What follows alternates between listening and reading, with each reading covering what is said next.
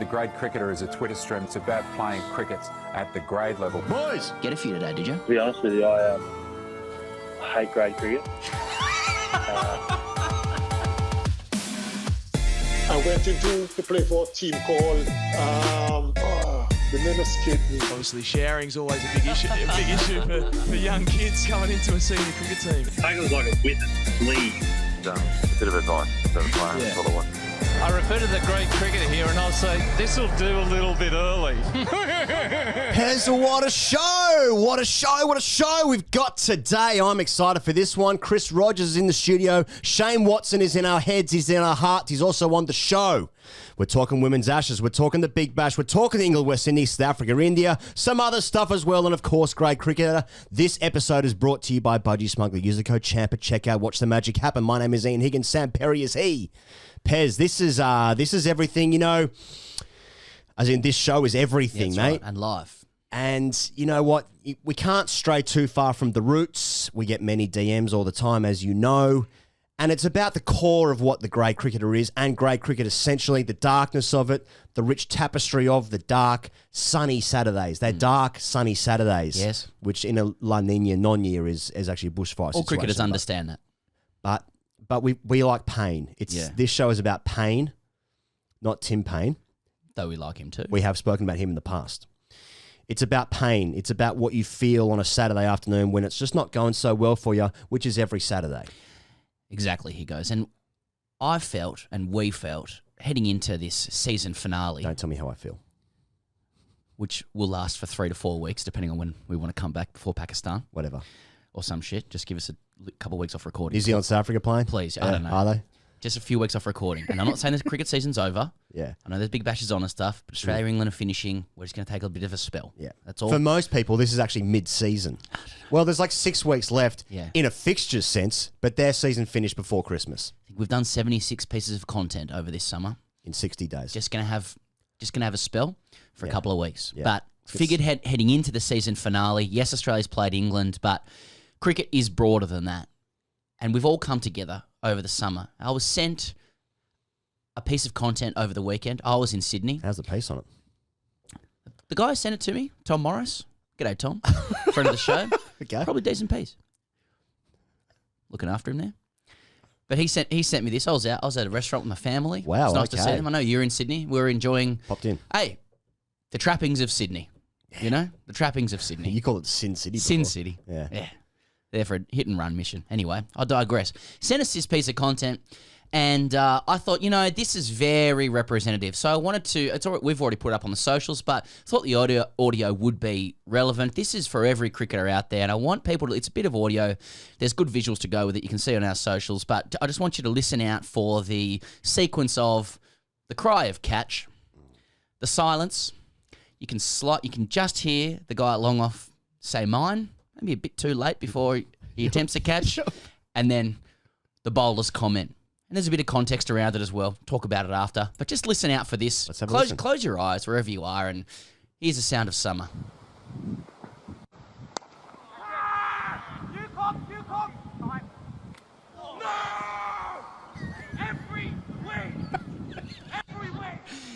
He's saying every week there, and we can all identify with that. Mate, and what about the no? Yeah. No! Adrian! That's from Victorian Premier Cricket. That's grade cricket. Indeed. In the old language. Second grade. Camberwell versus Kingston Hawthorn, who the Kingston Hawthorn guy was bowling. That's a 158-year-old club. And the batter in that scenario was at the time on 236 not out off 70-odd balls. What the fuck is that? I mean, that's probably the story here, regardless of the drop catch and the reaction. not But for me. it does give a little bit of context. I mean, it was to the flat bowler's that day. reaction. It was flat. It's a good slower ball too, to be fair. Yeah, he got done. He got done on 236, mate. That's right. He got out next ball, I think. Yeah. His name's Chris Thulis. You say his name. CT. 237 Yeah. off like 74 balls or something. He'll be threes next week, stacking for finals. Played a bit of threes this year. I've looked it up. Really? Yeah. And he's just playing two. Mate, So he's had a day out there. Campbell will have a good team in ones. Yeah. Anyway. Yeah. Do they? Now, look, he said, the bowler says every week. Every week. And you may be thinking, he's just referring to the poor fielding or poor catching. This happens every week. But I don't know if that's necessarily true. I think every week is a more profound statement than that. He He says every full stop week, exclamation mark, and then every week. He might have been referring to like the weapons grade sabotage he effects on himself every week. Yeah. You know, why do I think I can train and perform every week? Yeah. Why do I think that my efforts will be rewarded by going up the grades every week? Why do I think my fitness will stand up in 37-degree heat as it was in Melbourne that day every week, and so on? And I don't want to judge the bowler or the fielder. Someone sent me a picture, and I can't verify these things. The fielder might have been deeply injured by that ball as well, like hitting his face. But hit his face. Well, I don't know if I trust what people are sending these days. Like, oh, this is thinking that I'm going to shame this guy. We don't see who it is dropping the catch. We've all dropped catches. I just more want he's in witness protection now, so it should be. I just want to appreciate just the breadth and depth of emotions of cricket. Like, one bloke's on 237 knot. Yep. Congrats, or 236 knot. The other guy, he's experiencing great pain. The fielder is in physical pain. Yep. And he won't be named because he's in witness protection. Just cricket in all its dark brutality. Do you know where it started for me? When as soon as you can you play the first like 3 seconds of the audio? Okay. It's fucking so hot, but I can feel that hot wind on my face. That's very true. And that's when it started for me, that visceral feeling of like, you've just swatted a fly away from your face too. Every game that I think of is an away game. Yeah. I think of so few games in my life. I suppose, where do you play most of your games statistically in grade cricket? Because you move around the grades all the time that you don't play half your games at home. Yeah. Maybe some guys have a dream run where they play like most games at home, and then like the away games they play are like the nearest rivals. So you save... It depends where the 2 days are and the 1 days, etc. Exactly. Well. You save like $4,000 on tolls by playing like, so for managing me, your way around the grades. North Sydney was an incredible away game because I could walk to the ground sometimes. I never would do that because I'm not a psychopath, but there's a thing that I can, But that to me, I was fielding it long on because that's where the camera is, and I'm playing away. And the bowler, there's some weapon gear with that bowler. Like anyone who excretes that publicly, I mean, it's some real Stuart Broad areas, isn't it? in terms of Stop moving the robots. I mean, at least what Stuart Broad said was funny. Nanny. But like, if you're a bowler and you are, I mean, he's just had enough. I mean, that is, I don't know if that's sledgehammer or straw that broke the camel's back. I'm not sure what. Maybe the guy who got 237 found himself, but he was actually 4 for 237. Even still, he's just doubled his season. That poor fielder could have been on the ground like at that time, and the bowler's just yelling every week. We also don't know how. It sounds like it was an easy catch, but we don't know because there's a bit where he was coming from. There's a bit of kerfuffle coming in and being like, I think someone's saying in. Yeah. He doesn't. He obviously doesn't get it, but it does seem more chipped than kind of down the throat of long. It does feel a bit like that. And it's important if you're not taking the catch to try and contribute to the catch yourself by calling out catch, telling the fielder where to run, that sort of thing. In is really helpful in that scenario because, it's a great tree falling in the woods scenario. If the ball's in the air and you don't tell the fielder to catch, will they know what to do? Exactly. Yeah, that's right. I'm glad someone yelled out catch, but I didn't know. Yeah. As I said earlier, Higgos was in Sydney on Saturday, and I found myself catching up with an old cricket mate in Leichhardt. Different to a real mate. Totally. He's a cricket mate. Completely. That's why I defined it that way. Yeah.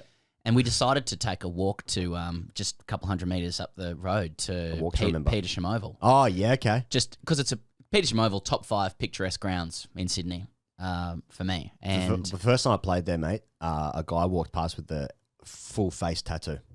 Some of the scariest shit I've seen in my life. Right. But that's one of Bradman's first grounds. That's right. It's beautifully kept. The surface is amazing. It used to be called the toilet because the wicket was... People who don't know the Oval are very confused now. So the face tattoo guy, it's called the toilet, and it's beautiful looking. That's right. Yeah, it's a conundrum. cricket. Work it out. Randwick Petersham, home versus East. Rivalry. I was walking around the ground. I asked somebody, what grade is this, mate? Yeah. What they now call threes. What they now call the Dave Warner rivalry. Did they? Okay. Well, they wouldn't, but he just played for both those clubs. I saw there was a really good bat. I thought it was higher grades. One really good bat, and I've obviously, it didn't take long before me and my mate were starting to discuss among ourselves every mistake that was happening on the field. It was more an issue of insecurity. Yeah. And we're talking about the spacing of the slips. Everything, anything you want. field positions where the guy was bowling. So he's moved him out to deep third, Yeah. and now he's just bowled in his pads. Yeah. That's why it's threes. No need to do it. It says everything about me. Like Crick Fizz over Yep, here. exactly. Yeah. M. Sirabas, if you're listening, 67. Good. I don't know why you're playing threes either. Did you do something? Twos must be good. Twos are six. So I've gone into my cricket and then I just stuck in West. Fucking hell, you really... Well, it's what you got to do, mate. Well, it's what you funny, gotta mate, do. because I also was... So we were both in Sydney for literally They won 24 5 in a row, hours. these two, so. And we've both gone to watch club cricket because my mates were playing. And I got to the ground and I immediately felt depressed. Yeah. It's just so quiet. Oh, like yeah. you think like there's going to be people watching. I just remember families going. Triple J's Hottest 100 was playing on the hill. You know, Yeah. some kids watching. They weren't really watching the cricket. Yeah. They were sort of doing some other paraphernalia. Right. They were doing other paraphernalia. Doing other paraphernalia. But just the silence of the stillness of the game itself, whilst there was there's a main road backing onto this ground, and it was just sort of the whizzing of the cars. People were doing things on their Saturday, going places. Maybe they're going to some furniture shopping. Maybe they're buying new curtains. Maybe they're going to the beach, mate. Yeah. Maybe they're just going to 7-Eleven to get a fucking Powerade because they're hungover because they did something on Friday night. Yes. Maybe they're doing all those things. But in this serene setting of a suburban Saturday afternoon cricket oval, where there's some children come down, they're playing with swings, young parents enjoying familial, lifelong memories, family experiences. Not this bloke. He's gone to a 7-2 field, strangling the fuck out of a number 6 bat. You know the thing that... That's cricket. But has it changed? Because I had the same experience going to Petersham Oval. There's a beautiful... what do you call it? What do you call the thing that's... Stumps? that Liesel and Rolf are in from The Sound of Music, singing I Am 16 going on 17. Edelweiss. God damn it! I can't remember what that thing is called. They're inside that thing. There was one of those, and there was a kids' party, 3 or 4 year olds, maybe 5, 6 year olds, and there was hired entertainment. Oh, There was a woman with a microphone and Doing a speakers cashy. set up doing. What Doing some corpies. I reckon she was getting paid electronically. Like, Oh, right. That's how serious it was. Oh, Bitcoin A stuff. couple of people sitting down, like parents sitting down on their phones. The woman was taking care of the party. Kids are dancing and stuff. I'm like, this is a lot more highfalutin and highbrow than the shit I remember from grade cricket. Yeah. You know?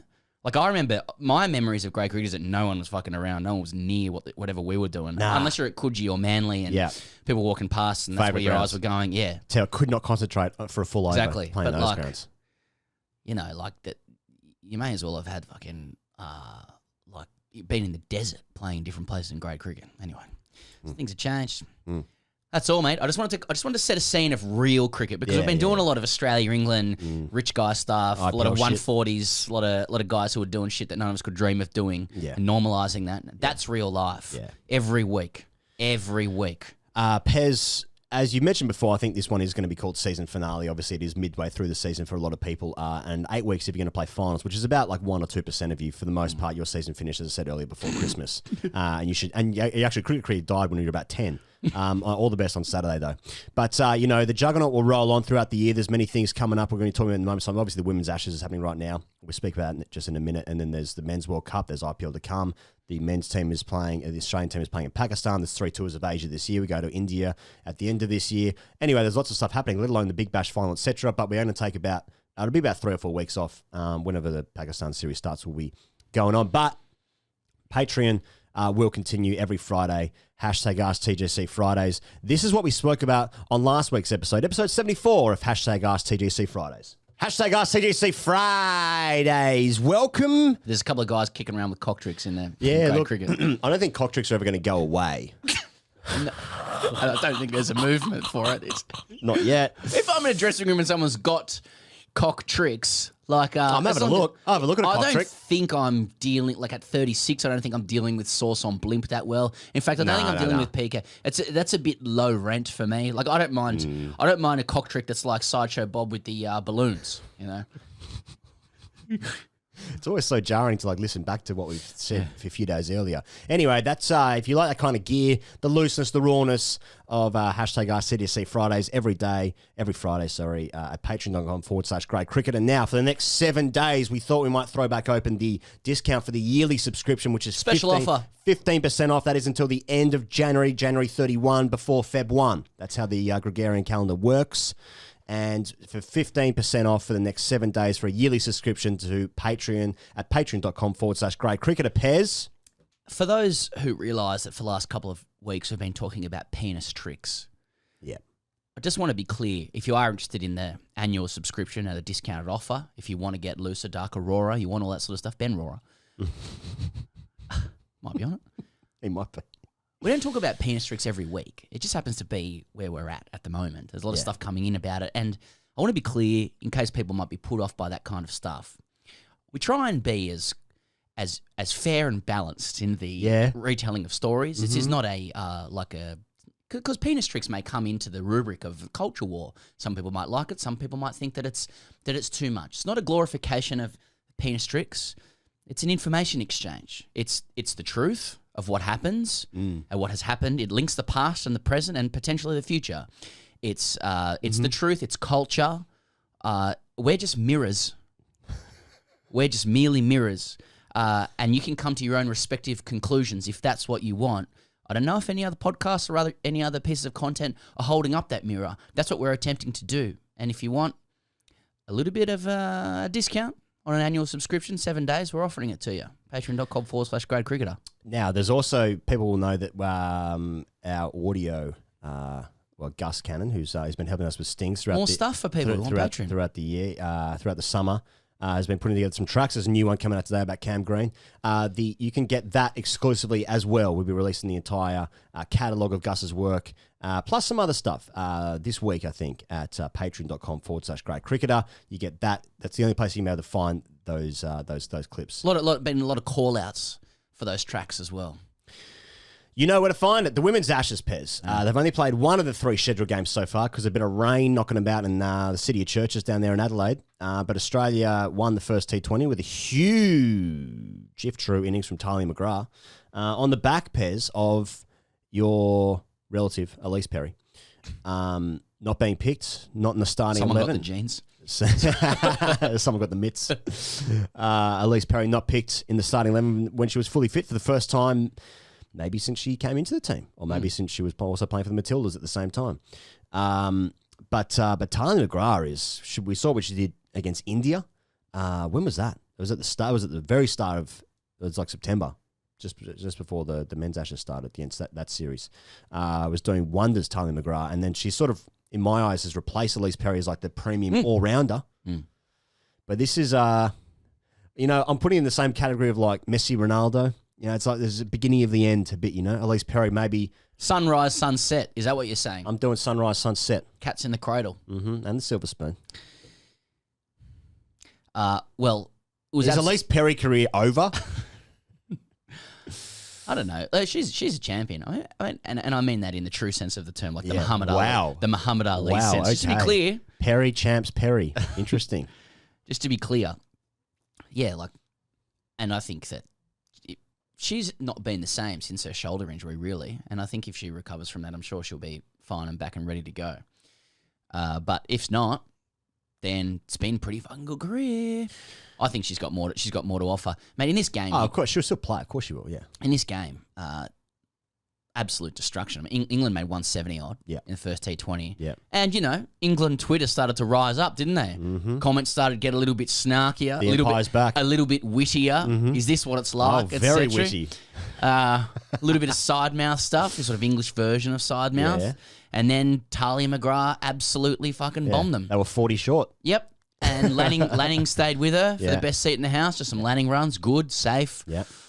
Ash Barty flicking balls off her hip as well. Good and good. Safe. Djokovic out the country. We're winning. Exactly. Australia's winning again. And everything else has been rained off. So we're 4-2 up or some shit. Yeah, somewhere we're 4-2 up. It's like one game being played. I see that Beth Mooney, who broke her jaw a few days ago, is in line to play 10 days after. She was doing laps. Breaking her jaw. She was doing laps around Adelaide Oval. Now, she wasn't doing like manies. She wasn't in the car just doing laps. Hot laps. Hot laps, yeah. Chap laps of Chapel Street. Yeah, laps down Chaps. Or the main jag down, remember King's Cross back in the day? Just people just in there, how loud can I play this shit song? Yeah. How much attention can I draw to myself in my dad's Hyundai? Yeah. So that was Beth Mooney. But, would England do that? Would England have a player, would Heather Knight, Brunty, Nat Siver, Sophie Eccleston, would they come back? Probably. All very tough people. Yeah. That would play. No, England's legit good. Danny White as well runs the top. We've obviously seen her play for the Renegades down here. She'd be one of the first names in a women's IPL as well, I reckon. I think it was the 50 she scored. I remember this from commentary. I want to say 9th international T20 50. She's a good player. But just not as good as our players. And that's the most important thing. So the series now moves to Canberra where they play their one test match. Do you remember the points allocation? Because it used to be the test match used to be worth like 6 points or something. But then the last like 5 women's tests have all been draws, like 5 in a row, because the weighting of the test is too much. It's too grand a proposition. If you lose that, then basically the winner of that test wins the series, basically. But is it 4 points now? I think 4 points. It's now 4 points now, yeah. So it used to we be had a 6, similar now it's 4. situation in the last Ashes, and Australia batted them out of the game for a draw, which upset people. Yeah. And we were just 100% on the side of batting them out of the game Yeah, out of it feels respect good. for the integrity and winning and annoying the opposition. And That's great cricket. Yeah. Alyssa Healy agreed. Yeah.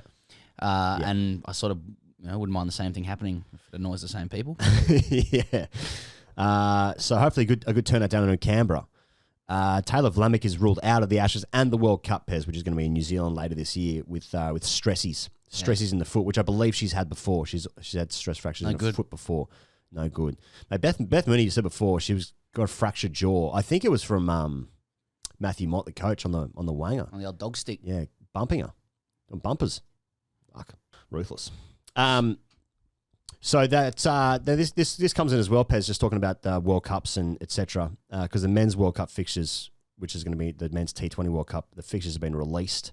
I think the series starts, is it against New Zealand in Sydney? Australia, New Zealand, Sydney. In Sydney.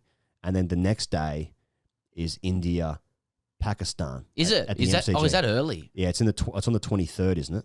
October 23, MCG, 7 p.m, India versus Pakistan. Yeah. I'll have a look at it. The ICC media release says there'll be fireworks, which is concerning. Wow. I mean, I'll still go. Yeah. I'm very keen on that here. I'm very, very keen. In a bit of side mouth action out the back. Will you turn up Pakistan. Will you turn up in an Australian shirt? No, I won't.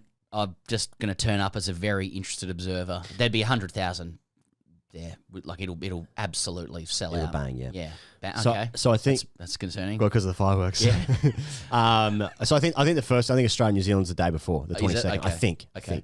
Anyway, so but we're not talking about that. But the point is that Alyssa Healy had some comments about the World Cup the Women's World Cup not being on free to air, but the Men's World Cup is obviously on Channel 9, even though.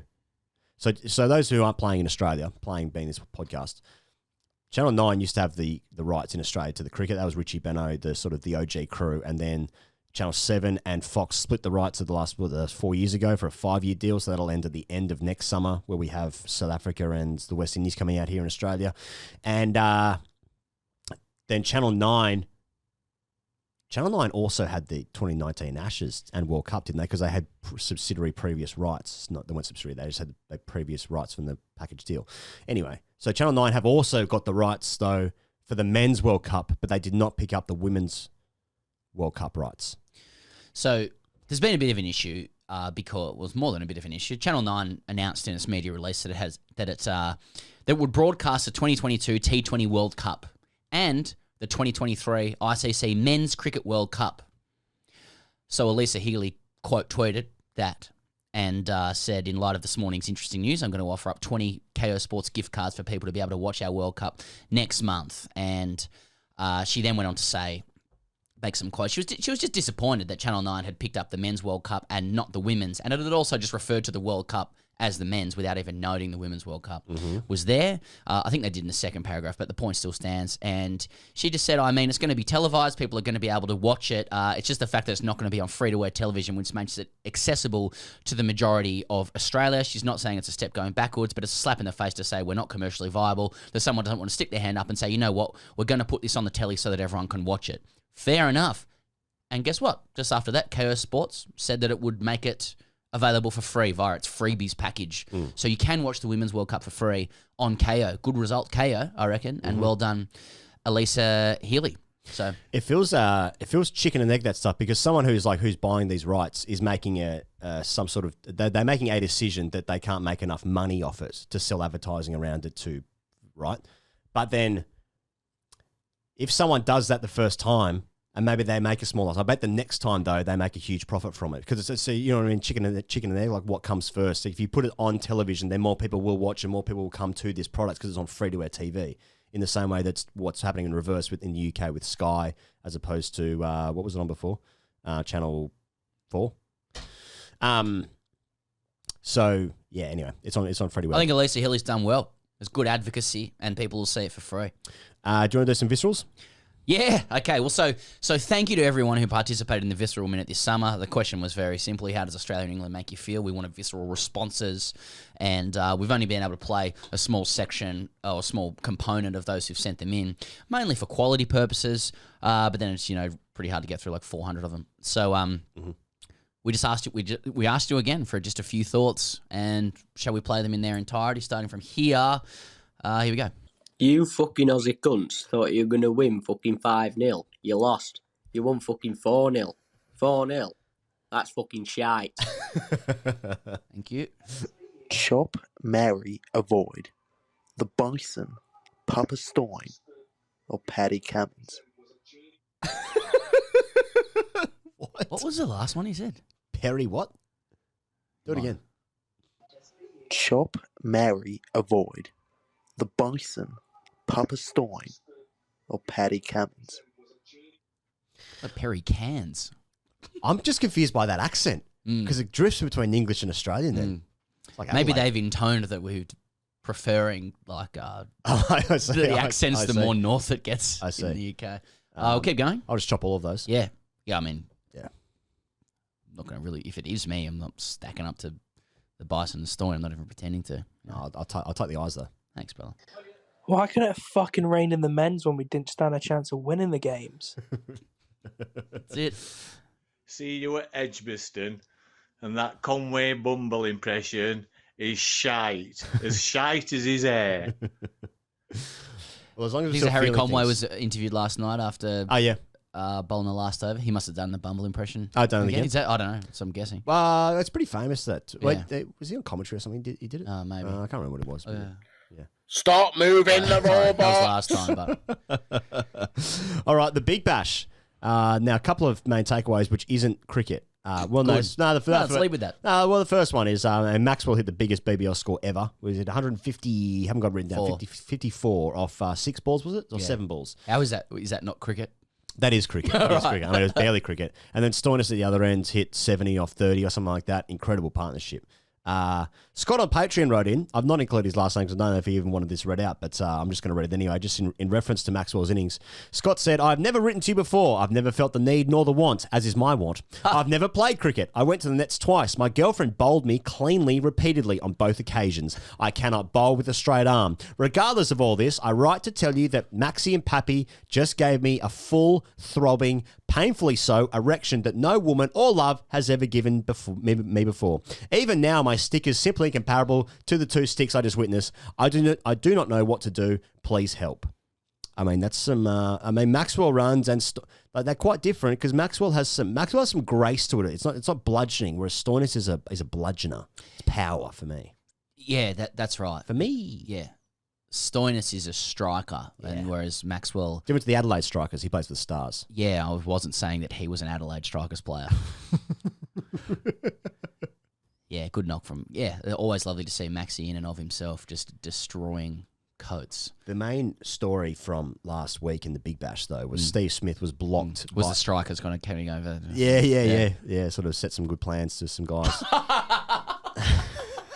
They set some good plans to some guys. Sort of. Yeah. Steve Smith was blocked by Saya from playing for the Sixers against the Scorchers in that game, which has a name to it, which I don't know. In the 1v2 game, sort of they play some sort of both good teams playing to get into the game. This is it's a big problem, I think, with the Big Bash. Well, you know what? I'm talking about my experience of watching the Big Bash this summer. And then that's the objective truth. Because as I understand it, the ratings, which is all this is, have been consistent over the last few years. They've not been any lower, not been any higher. Certainly, they've tweaked the tournament to fit within the school holidays. With school holidays, I think must finish at the end of this week. They must go back to school next week, right after Australia Day, which is the 26th, which is a couple of days time. And so, Steve Smith probably Australia's best player. Let's just say that. Whatever. He's available to play, and then he's blocked because the Big Bash had changed some rules 2 weeks before about the availability of like what players can come in and out. And Steve Smith, he wasn't contracted. He wasn't an eligible player. Wasn't contracted. He needed to be in the local replacement pool, right? And he wasn't. Yeah. Does he? Does he need to be? Or basically, some shit changed. He wasn't expected to be available to play because Australia had ODIs against New Zealand. Those ODIs got postponed. So once that happened, he, who wasn't contracted, became available. He wanted to play. He's been a long-time Sixers player from their inception, and it appears as though he was blocked because a majority of state CEOs did not want those recently written rules to be contravened. Indeed. So, and no one's really stuck their head up in public to defend the principles behind that. Yeah. Like there's been a statement, and then in response, there's just been wave after wave of big picture and seemingly really valid criticism of and questioning of how Cricket Australia can arrive at a situation where you have this globally recognised player available and keen to play in a tournament, sorely needing that type of player, and we don't have any kind of public reasoning against it. And so we can only guess, what is it? Is it a couple of CEOs going, I'd rather increase the chances of my franchise winning the tournament. We don't want to give an advantage to the Sixers. Is there some other jeopardy that it creates where you can start signing everybody else? If you could, get them over. Hey, you've had Christo, Moses, Lee Jamon, Nathan Lyon, Ed Cowan. Now, admittedly, they're all pretty New South Wales related guys. And all Sixers guys. Michael Vaughan, even Joe Burns from the Stars. Yeah. All just making the point that the BBL needs these players, and this is a bigger picture need than any advantage the Sixers might get. Mate, look at how he started this. Maxwell scoring runs is now obviously the reason why he didn't play is because we all want to see Justin Avendano play for the Sixers. You're harsh on Avendano. He's a good player. I know he is. He hates Steve Smith. Okay, although on his day, but let me put it to you, Pez. Apart from the professional athletes who are competing in this tournament, most of them are professional, and they really want to play, and it's important that they win. Does the Australian public care who wins the Big Bash? No. So not really. It's just a carnival of let's try and get the fucking best players in some colours playing of an evening, as is their want, to try and get some highlights packages to put together, to clip up on social so we all watch the competition and we're aware of what's going on. That's surely what the competition is. It's gateway for children. Exactly. It's gateway for children and content for TV. That's exactly what it is. And they do deliver on that, by and large. Now this is the thing, because for the most part, the viewing numbers are the same, apparently, of what they have been in previous years, despite it being an Ashes year or whatever. And I know people haven't been going to the games. Not at the ground. Not at the ground, certainly 185 there last night. Exactly. So pretty grim areas. So look, I'm not groundbreaking anything, but the point is made that surely you must get your best players playing it to give this competition substance, because for the most part, now Sydney Sixers, they'll play, there's 2 games left. The Sixers against the Strikers, which is a semi-final, it's called something else. And then the winner of that will play the final against the Scorchers, obviously who can't play, who haven't played a game at home this year because WA are about to secede from Australia. So if the Sixers do a three-peat, that's a great story. And there'll be guys who have played in all 3 teams 3 years in a row winning it, and fucking good for them. But for the most part, it's barely about who wins the tournament. It's about who can hit 150 off 70 balls and get some names that we recognise, the best players that we have available in Australia competing in this competition. Surely. I just love, mate, that look, everyone's making that point, and I just find it curious that nobody's sticking their head up to try to put their name to whatever the reverse rules are rules, boys argument is. No one's being the Hans Molman saying nay, to this one. And you're right. How do you contrive a situation where Steve Smith is denied playing in the tournament? And Cowan's right in his tweet. You cannot rely upon integrity grounds given how many things have been shifted and turned and been made less rigid to get through the tournament. I mean, please, it's a real shooting self in the foot. Yeah, exactly. I would suggest that, like, if I know that Steve Smith is playing a game, let's say the uptake in that for that one game of Steve Smith playing this one game against the Scorchers, people know that he's playing. I reckon there'd be an increase in, like, let's say 5%, like quite small. But the idea that he is actively blocked suggests that this tournament is silly anyway, and we shouldn't actually be taking it seriously because the best players, even when they're available, cannot play. So it actually diminishes, because he's not playing, it diminishes the whole competition and its importance and relevance to the summer. I like seeing Smith. I don't know if it's harsh. I just think that it's a bit too cute by half, and maybe some. I can only guess because no one's making the argument against, and I'm definitely open to it. Someone's made the argument. Not me, mate. Closed off. Well, somebody or a bunch of people have decided it's potentially in their personal interests or their state-based interests that the Sixers not be advantaged by Steve Smith for this particular tournament, which is not seeing the wood for the trees. Yeah. But also don't forget it would have been an opportunity for Steve Smith to promote his new NFT range. Of course. Or collection, which he's doing with Dan Carter, who was a really good player. And I just note that he announced Smith had joined Glorious Digital, which is a Kiwi-owned NFT studio and marketplace launched by Carter. And we're actually no, we're not sponsored by them. But like, I don't know if you saw his promotion of it. Did you see it? It was on Instagram. Oh, no. Black and white shot. Okay. Smith staring down and to the right, reflectively. Salad swept just so. Yeah. White collared shirt. Holy and stuff.co.nz says, that the collection of Glorious Digital run by Dan Carter, I think, ranges from real artists making cutting-edge original works to Paris Hilton's amateur digital drawing of her cat. They are increasingly big business. So, that's... You got to consider that in this thing. What is it? You got to factor all that in. What does that mean? Who the fuck is buying this shit? All right, England, West Indies. Oh, yeah. England got pumped in the first game. Absolutely pumped. It's literally my notes. And I wrote, as the second game has just finished, and I was writing it in this agenda here, that they're currently winning the second game quite comfortably, thanks to some Moeen, Ali, and Adil Rashid poles. And Pez got a little bit close at the end, you're telling me. Yeah, they needed a lot of runs off very few balls, and they hit 28 off the last over and lost by a run, the Windies. That's great fun. Yeah. That's great fun. Yeah. England made 170. Jason Roy made some runs. Yeah. And yeah, I mean, I was doing the same thing. We're sort of preparing for the show, and I just was following Twitter, and it was like, England were cantering to this win. They were like 5 for 40 or something, 40 for 5, and then like they were 8 down very early. And then just West Indies win by 1 run after hitting 28 runs off the last over.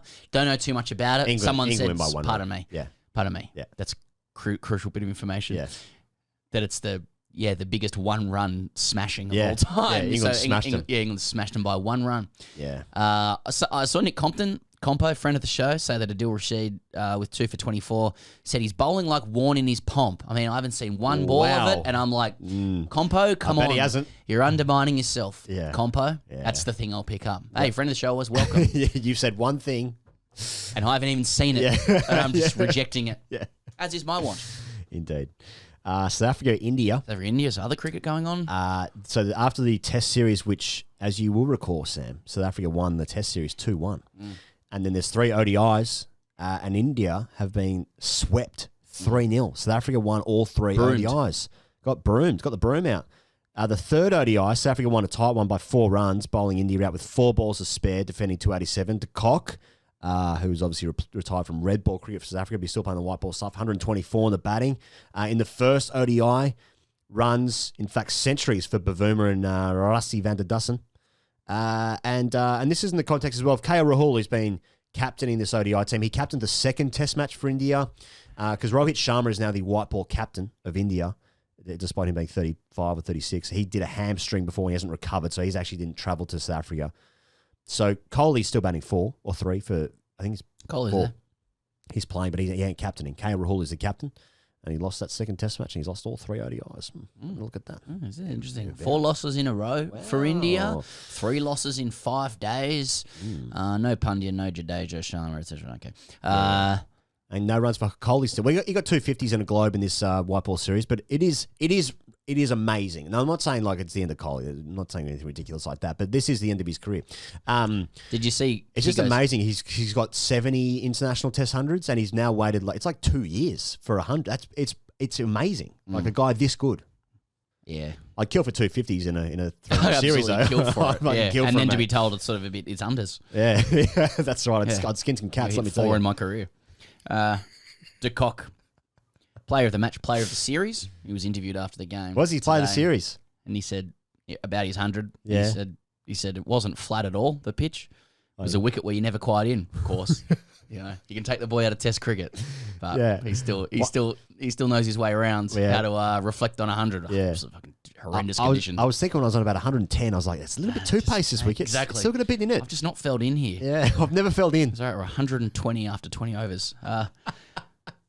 I like seeing a strong South Africa, he goes. And there's something here for South Africa. Well, it's for no reason other than just wanting to recreate my childhood, no doubt. Just a Kierkegaard phenomenon, just repeating things. But it's good to see teams that aren't in the top 3 doing well and dusting other teams that are in the top 3. It is pretty amazing, mate, South Africa, with everything that's going on in the background, which we're going to talk about right now, that South Africa and the amount of players they've lost. We spoke about this during the Test series, but for them to have this summer against this Indian team, who are missing a couple of players, but, I mean, Nokia didn't play in the entire Test series, and De Kock fucked off after 1 test. He fucked off. He didn't retire.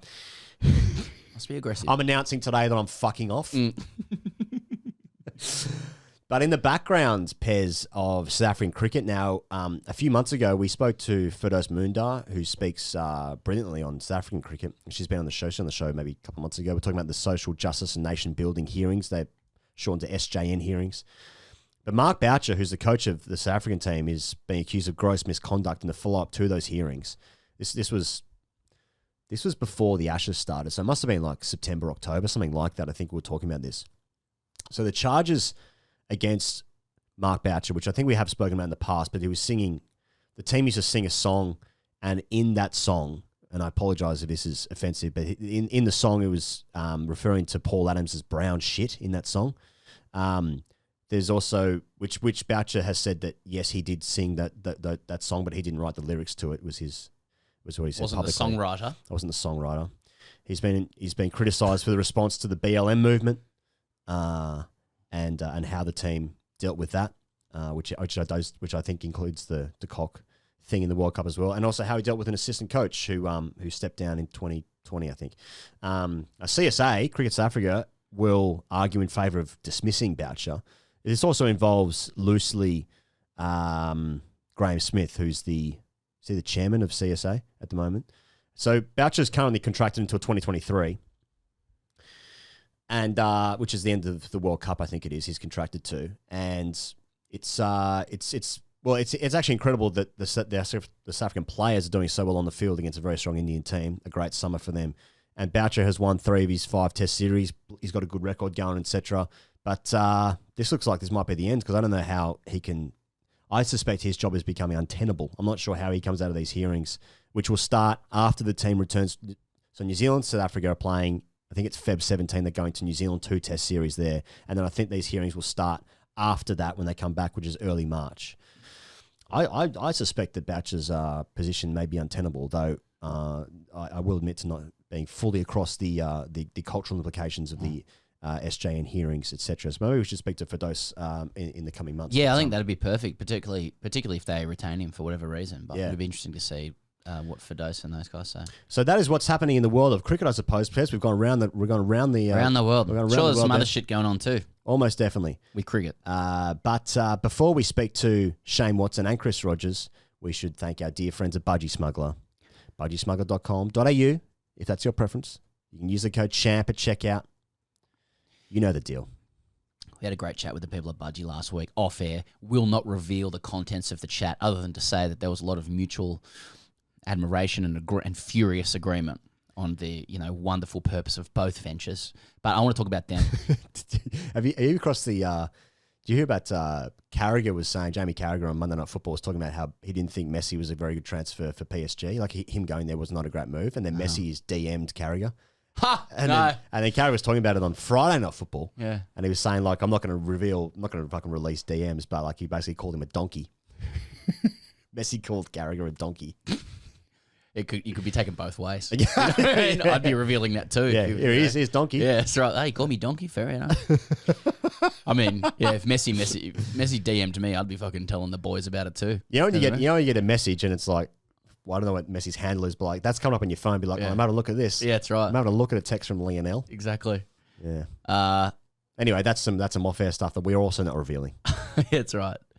Budgie wants to free a pair of thighs every minute of every day by 2024. We want to assist them in that noble pursuit. They're ambitious. To free thighs.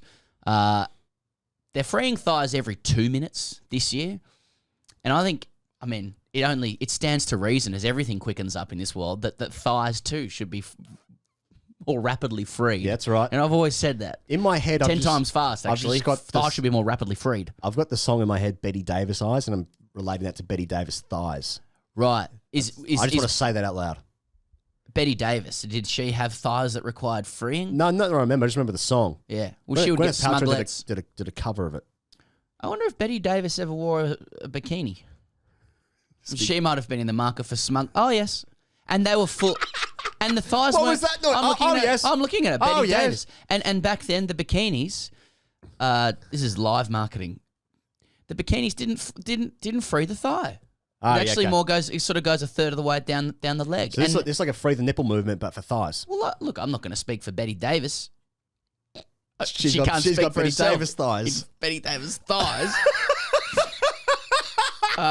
In fact, Betty Davis went to God in 1989. Right. As my grandmother would say. Not about Betty Davis, just about going to God as a euphemism for dying. Sure. And I respect that. Mm-hmm. And she would wear 1930s Hollywood bathing suits. Now, I can say unequivocally that Budgie smuggled. Oh, I'll say it equivocally and sort of talk around it a bit. Yeah, sort of. Yeah, got some good plans for some guys. And Budgie Smuggler will not be releasing 1930s Hollywood bathing suits because they want to free thighs, and Hollywood bathing suits from the 30s did not free thighs. No, but if you want your thighs freed, whether it's a man or a woman, Budgie Smuggler's where you go. Budgiesmuggler.com.au. Use the code CHAMP at checkout for some discount or other that I'll need to confirm with Linny at the moment. But I just want to say that we just love the partnership's great. Love talking about Budgie. And, the contract may or may not be up, but no. Always play my best footy towards the contract. Yeah. But no, great business doing great things. And, we want to help them in their mission to free thighs the world over. They're doing it every 2 minutes. But if you want to sort of be part of that, those statistics, I don't mean a car crash sense. We don't want to become a statistic. Mm-hmm. Go to budgiesmuggler.com and get yourself a pair of smugglers or smugglettes. Use the code CHAMP for some kind of discount or other. Budgiesmuggler.com. Here he is. Here's Shane Watson. And after that, Chris Rogers. Well, he goes, I know you don't want me to speak for you, but I will. Thanks. We will never tire of having this man on the show. Just seeing his beaming smile down the camera now just brings back so many memories of safety, and I see so much cricket skill there as well. Yeah. And I want to explore it. I want to explore it forever. But we only have 20 or so minutes here. But it is a pleasure and an honour once again to reintroduce one of the original white whales of the grade cricketer who has kindly agreed to step in for our season finale. We've been talking about him all year. His big, thick mitts. I was going to say his big, thick business, but it's our friend, it's your friend, Shane Watson. Watto, welcome to the Grade Cricketer. Boys, it's always a pleasure to be on. You're very kind. Thank you. Watto, tell us. So you have done so much commentary through India. You commentated through the T20 World Cup. I think you're a commentator par excellence, but we don't hear from you, or we didn't hear from you this summer very often. So we are trying to tie a bow around Australia and England this summer. I think pretty much everything's been said, but we want to hear it, from one of the true experts. I mean, how did you say this summer? I love watching it. It was a brilliant summer to be an Australian cricket fan and an Australian cricket lover. Not so much if you're an English cricket lover, but look, I was just. It was just, it's incredible to watch. I think the couple of things that really stood out to me, the most, and I know it's been talked about a lot, but the couple of things that really stand out to me is one, just the Aussies bowling and just how relentless that they were. and especially with their control over their length. And I was just very surprised the English got it so wrong. Like even with their big guns, Jimmy Anderson and Stuart Broad still bowled very well, but they all bowled just a bit too short, and they just didn't challenge the Aussie batsmen enough on the front foot. And that was something I was very surprised after. Those guys have been out to Australia a lot and bowled a lot of balls out here in Australia. I was very surprised. Same with Ben Stokes, who was trying to be the enforcer, bowling bounces nonstop, and that can work for a tiny bit, but obviously his body sort of paid the price with the side strain in that Sydney Test. So I was very surprised with some of the English tactics, but then how good the Aussies were from a bowling perspective, just how relentless they were. So even though the English batsmen didn't have many world-class batsmen there who were able to really take on the Australian attack. But the Aussies didn't give them a chance to get into the game, into the series at all. So that was the thing that really stood out to me that I loved watching across all the Test matches. Usman Khawaja, Uzi, I always thought he should have started in the team, whether it's opening or batting at number 5. He's just that good. And I know he sort of, back-to-back test hundreds in a test match, your first test back for quite a while on not an easy wicket. That wicket in Sydney was pretty dicey, up and down, balls taking off, hitting a lot of gloves. He's just the best. I love everything about him. He's awesome. The way he plays, beautiful to watch, but just the way he goes about his whole life is just the epitome of a cool dude. And the other standout for me is Cameron Green. I cannot, he inspires me to get into the nets. Oh, okay. Back into the nets. He is just, to see what he's able to do, bowling perspective, just cruise into the stumps, height, bounce, swing, control for a 22-year-old. His control over length for a young fast bowler is very rare. Normally, as a young fast bowler, you're a bit inconsistent. You'll normally bowl a few loose balls, especially full. You float a few full balls. And with him being so tall, normally taller bowlers, if they err floaty full. He hardly ever bowled a loose ball. throughout the balls that he bowled, got out the best batsman because he's challenged them every single ball. And then his innings in Hobart, that first innings on not an easy wicket to bat on. Travis Head obviously was going hard, and that was his method, which worked incredibly well, like it did in Brisbane.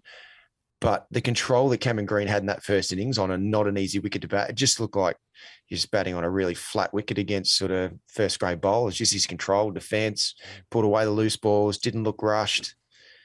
Oh, yeah, he made me want to get out to the nets. Salivating over him there, what? So good. Yeah. So good. So, and I know it just shows what can be done as an all-rounder. So for his sake, I hope he stays. His health and fitness is the most important thing. He continues to be looked after. Goodness me, the things he's going to be able to achieve are pretty exciting. Yeah. I want to ask you about Cameron Green in a second, about the sort of pressures he'll face, Watto. But is there, obviously Australia won 4-0 and you were part of the team that won 5-0, the SCG there. Who took it was Boyd Rankin, I think might have been the last wicket, and Clark took the catch. Boyd Rankin.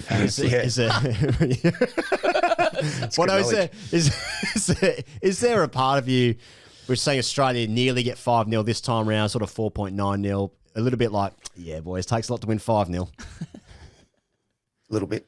Yeah. My team was better. My area was better. Yeah, just that. Yeah, that was.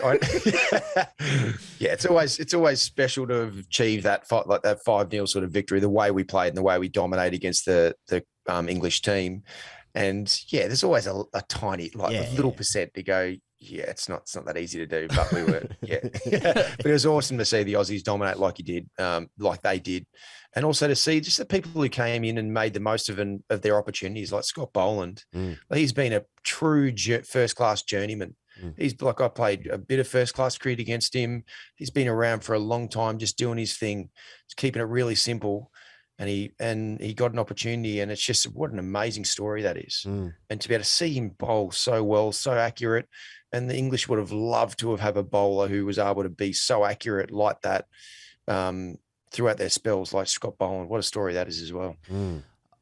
You must get so many questions about Cam Green, Watto, a guy that can bat in the top order like you did in domestic cricket. He can bowl 140s like you could in domestic cricket. You know, you probably got him for chest, but back in the day, like I'm keen for your perspective on the guy because you would have an intimate knowledge of the task before him as an all-rounder. I know you could speak really clinically about the skills he needs to produce, but I'm more interested in the how he manages his performances versus the expectations that will be put on him by Australia. I mean, we're already seeing, well, this happened a year ago, you know, Greg Chappell saying he's the best bat since Ponting, the best player since Ponting. How helpful is that? I don't know. I mean, we're famously poor at just managing all-rounders and producing all-rounders that fulfill our expectations. Like, given your experience of trying to fulfill everyone's wild expectations, you got 3 tours to Asia. Well, what would your advice be to Cam Green, if he is listening, and he's definitely not,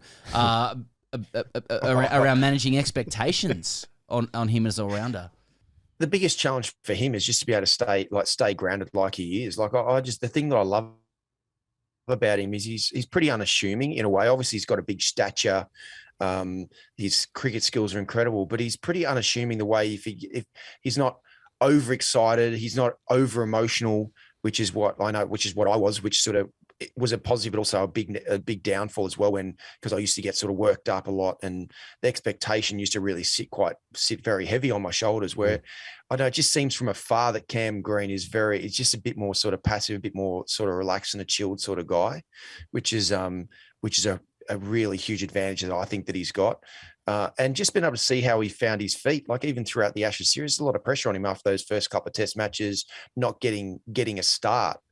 But just to see how he methodically worked through, whether it's a technical sort of little thing that he worked through, and then the mental sort of freedom that you could see him sort of expand after that second innings he played in Sydney, when he had an opportunity to be able to sort of just express himself and not worry about getting out.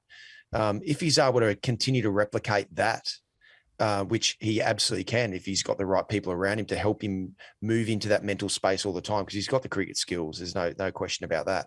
And he's got a deep development of cricket skills as well. If he continues to be able to do that, I think it looks like he's not really going to feel the pressure like I know I did, because being a fast bowling all-rounder, they don't come along that often. It's not easy.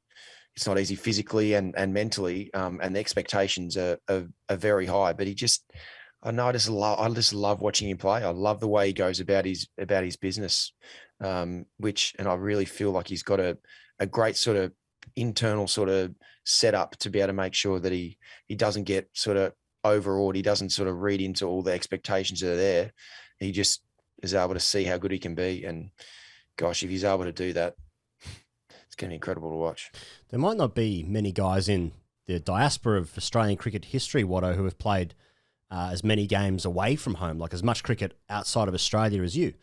And I suspect by the end of the Indian tour, or by the time the next World Cup in Australia happens, Australia's got close to 10 tests away from home. It could be an entirely different team. I'm not just talking about how does Cameron Green go in Asia. I'm talking about how does Travis Head go? How does Marcus Harris go? You know, how does Marnus go? You know, away from home, we haven't even really seen that. Like, is there the idea now that of Test cricket especially that the Test team should actually be about 25 players, because the best 6 batters in Brisbane just won't be the same best 6 batters that we can produce in Ahmedabad. You know what I mean? Like, I mean, how realistic is it that we have 6 guys now who just average 45 in all conditions everywhere? Should we be picking guys, because we're the selectors now? Mm-hmm. Should we be picking guys, who, like, should Mitch Marsh play in Asia, or Moses, or should Uzi open the batting instead of Marcus Harris? And is that more realistic than like we just have 11, who just go out there and play everywhere? I think I always believe that your best players will be able to adapt to all different conditions, and it'll take different times for people to be able to find their skill in different conditions. Like in India, if you don't get exposed to playing in the Indian conditions, then how are you ever going to get better? I know some people are just more sort of equipped to play spin than others. Like I suppose Usman Khawaja, he plays spin very nice, as we saw in an innings against Pakistan and Dubai. So I think it really comes down to your best players are going to find a way to adapt. It can take a couple of tours to be able to find a method. especially in foreign conditions like an Indian tour, when it's very different playing a test series there to a one-day series or a T20 or the IPL. The wickets are very much more spin conducive compared to what they are in one day and T20 cricket.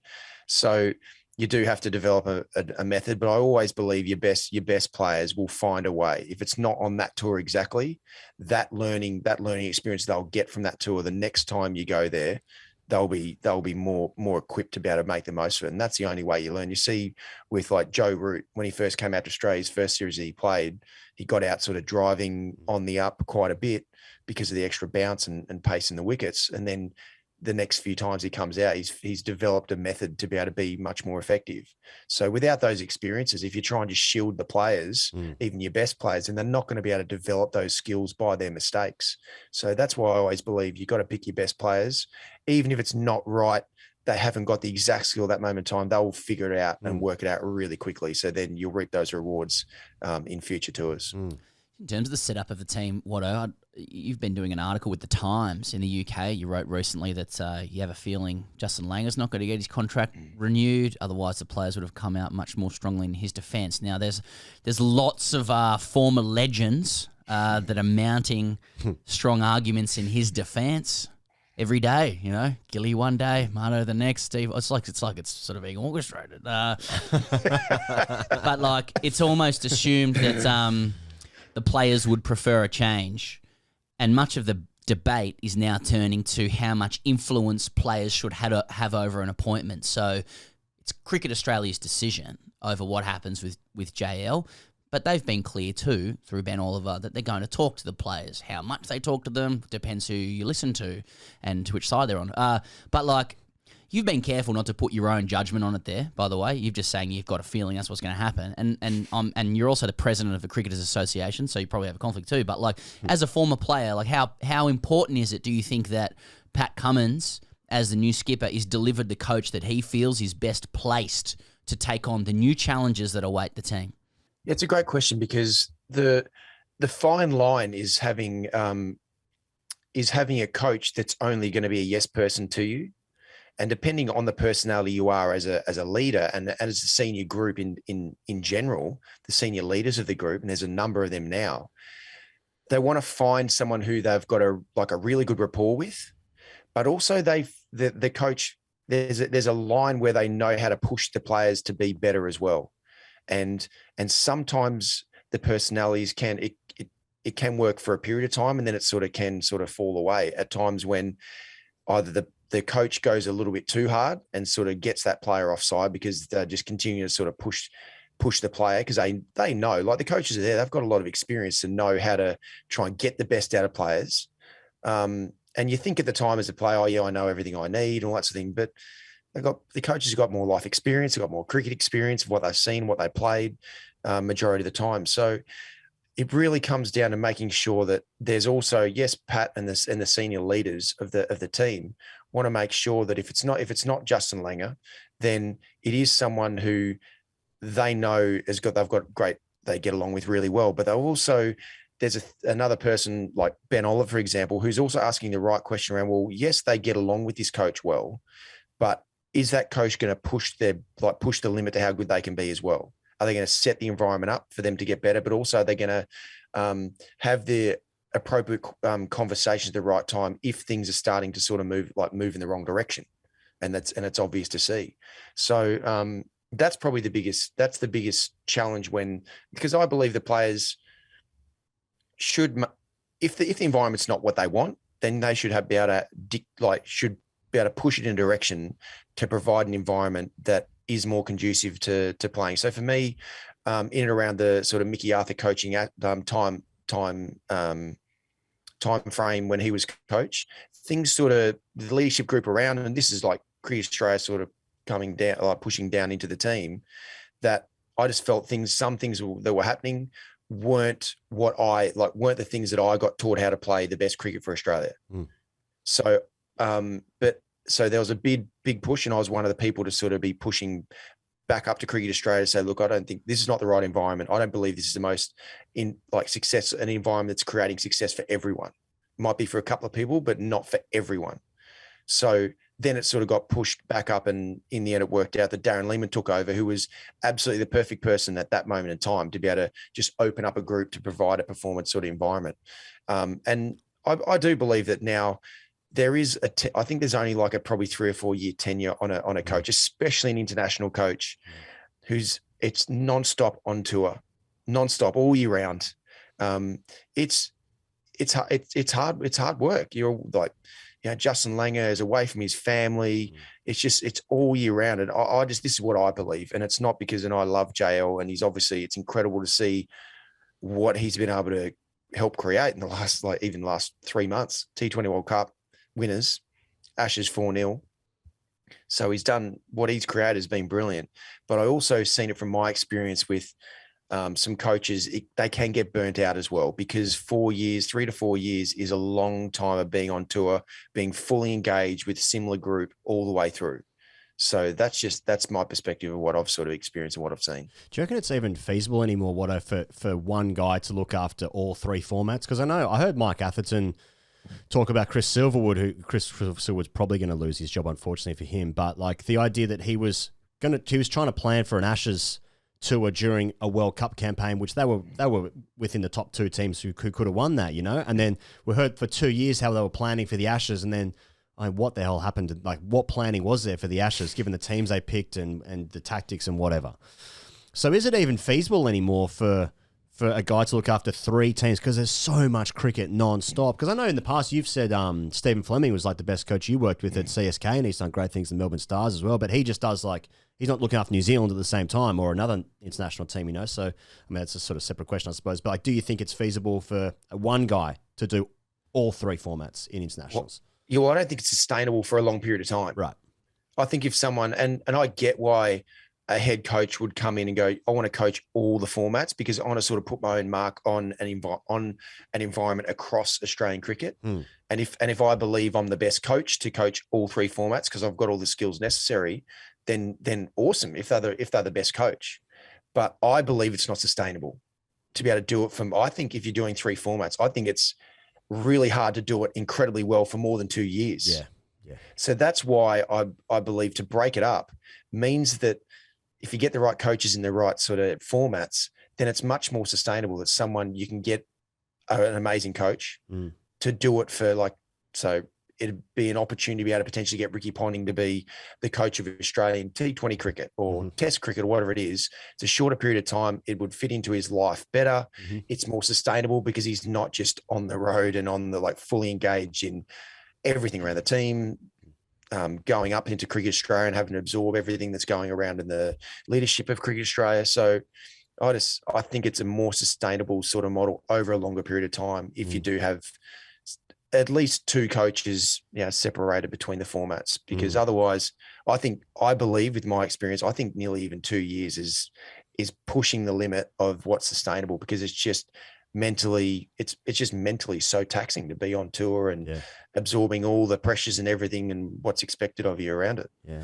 When we caught up with you last year, it's on a completely separate note now, you were just launching T20 Stars. We've obviously had a very fruitful partnership. It's been great to... Well, we like partnering with people that we enjoy talking about on the show. So being able to talk about your big thick mitts every week, because it's pretty much we're pretty cheap. That's what the trend. If anyone's got big hands out there and a business, that's right. Big hands in a business. Let's talk. Yeah, we'll give you that space. But you're just launching T20 Stars, and when at the time, I think you just launched the brand. The shop was just up and running. A year later, range of bats, pads, gloves. You got offers, deluxe. How's it been running a business as an entrepreneur, and people buying into the Shane Watson promise, which is that your mitts have been all over the kit, and that they can buy it reliably online. Yeah. Look, you guys are brilliant. I just love it. I love being able to continue to try and get the word out there, and you guys have just been so incredibly kind and generous with your very kind words around what I'm building, and just trying to get incredibly good products out to as many people as possible to make cricket accessible to anyone who wants to play. and getting the word out of the quality of the products and that as well. And that's why I've sort of gone to an extreme that no brand's done before around a free trial period for pads and gloves, just to show people that that's how much I know how good the products are. Because, and again, it's just because I'm not playing, I'm not sort of using the products out in the sort of public domain. It's different to get the word out compared to sort of all the other brands. And especially being an online business as well, to make it so it's more affordable for everyone and make it easier to be able to go and purchase, whether you're in the city or whether you're out in the country. So I just love all the challenges that it presents. It's such a different experience. It's such a different sort of skill set that I'm developing. But most importantly, more than anything, I just love seeing cricket gear. I love seeing brand new cricket gear. I've always been obsessed since I was a kid. And everything to do with picking up a new bat. Like I've got some gear here at home that I've used for pop-ups when I go out there. And every time I open up the bag and just see all the gear, it's like Christmas, right? So to be able to have that feeling every time then with my products and know that I'm just, trying to get as many people into cricket as possible. I feel very fortunate to be able to have support like you guys and that's incredibly kind support that you're doing to be able to get the word out with what I'm doing. It really means a lot. We've seen 2 new IPL teams, Watto start. So, I mean, Shubman Gill, last time he was batting out here, no bat sponsor. I think he's just signed for our Metabad. We're seeing Shubman Gill with a T20 Star stick maybe for the next IPL. In the market for it? In the market, in the market for Shubman. Maybe everything's on the table. That's the beauty of owning your own business. Everything's on the table. Our other sponsor, I think, sponsors him. Hey, Watto, we've got to run. You were talking about gear before. I mean, it's the elephant in the room. People will be looking behind you on YouTube and wondering about your circuit gear behind you, which we can see in your beautiful walk-in. Just my array of hats. Yeah. Walk-in robe. Mate, thanks so much for everything this summer and for joining us on the season finale. We'll catch up with you. We'll chat about maybe doing some stuff through the IPL as well. And all the best for the business until then. Awesome, boys. It's been a pleasure, as always. Blonde hair, blue eyes. This thing is fucking limbs. Fuck yes, Cameron Green. He fucking bats. He fucking bowls. This is safety. This is safety. Cam Green's 2 meters.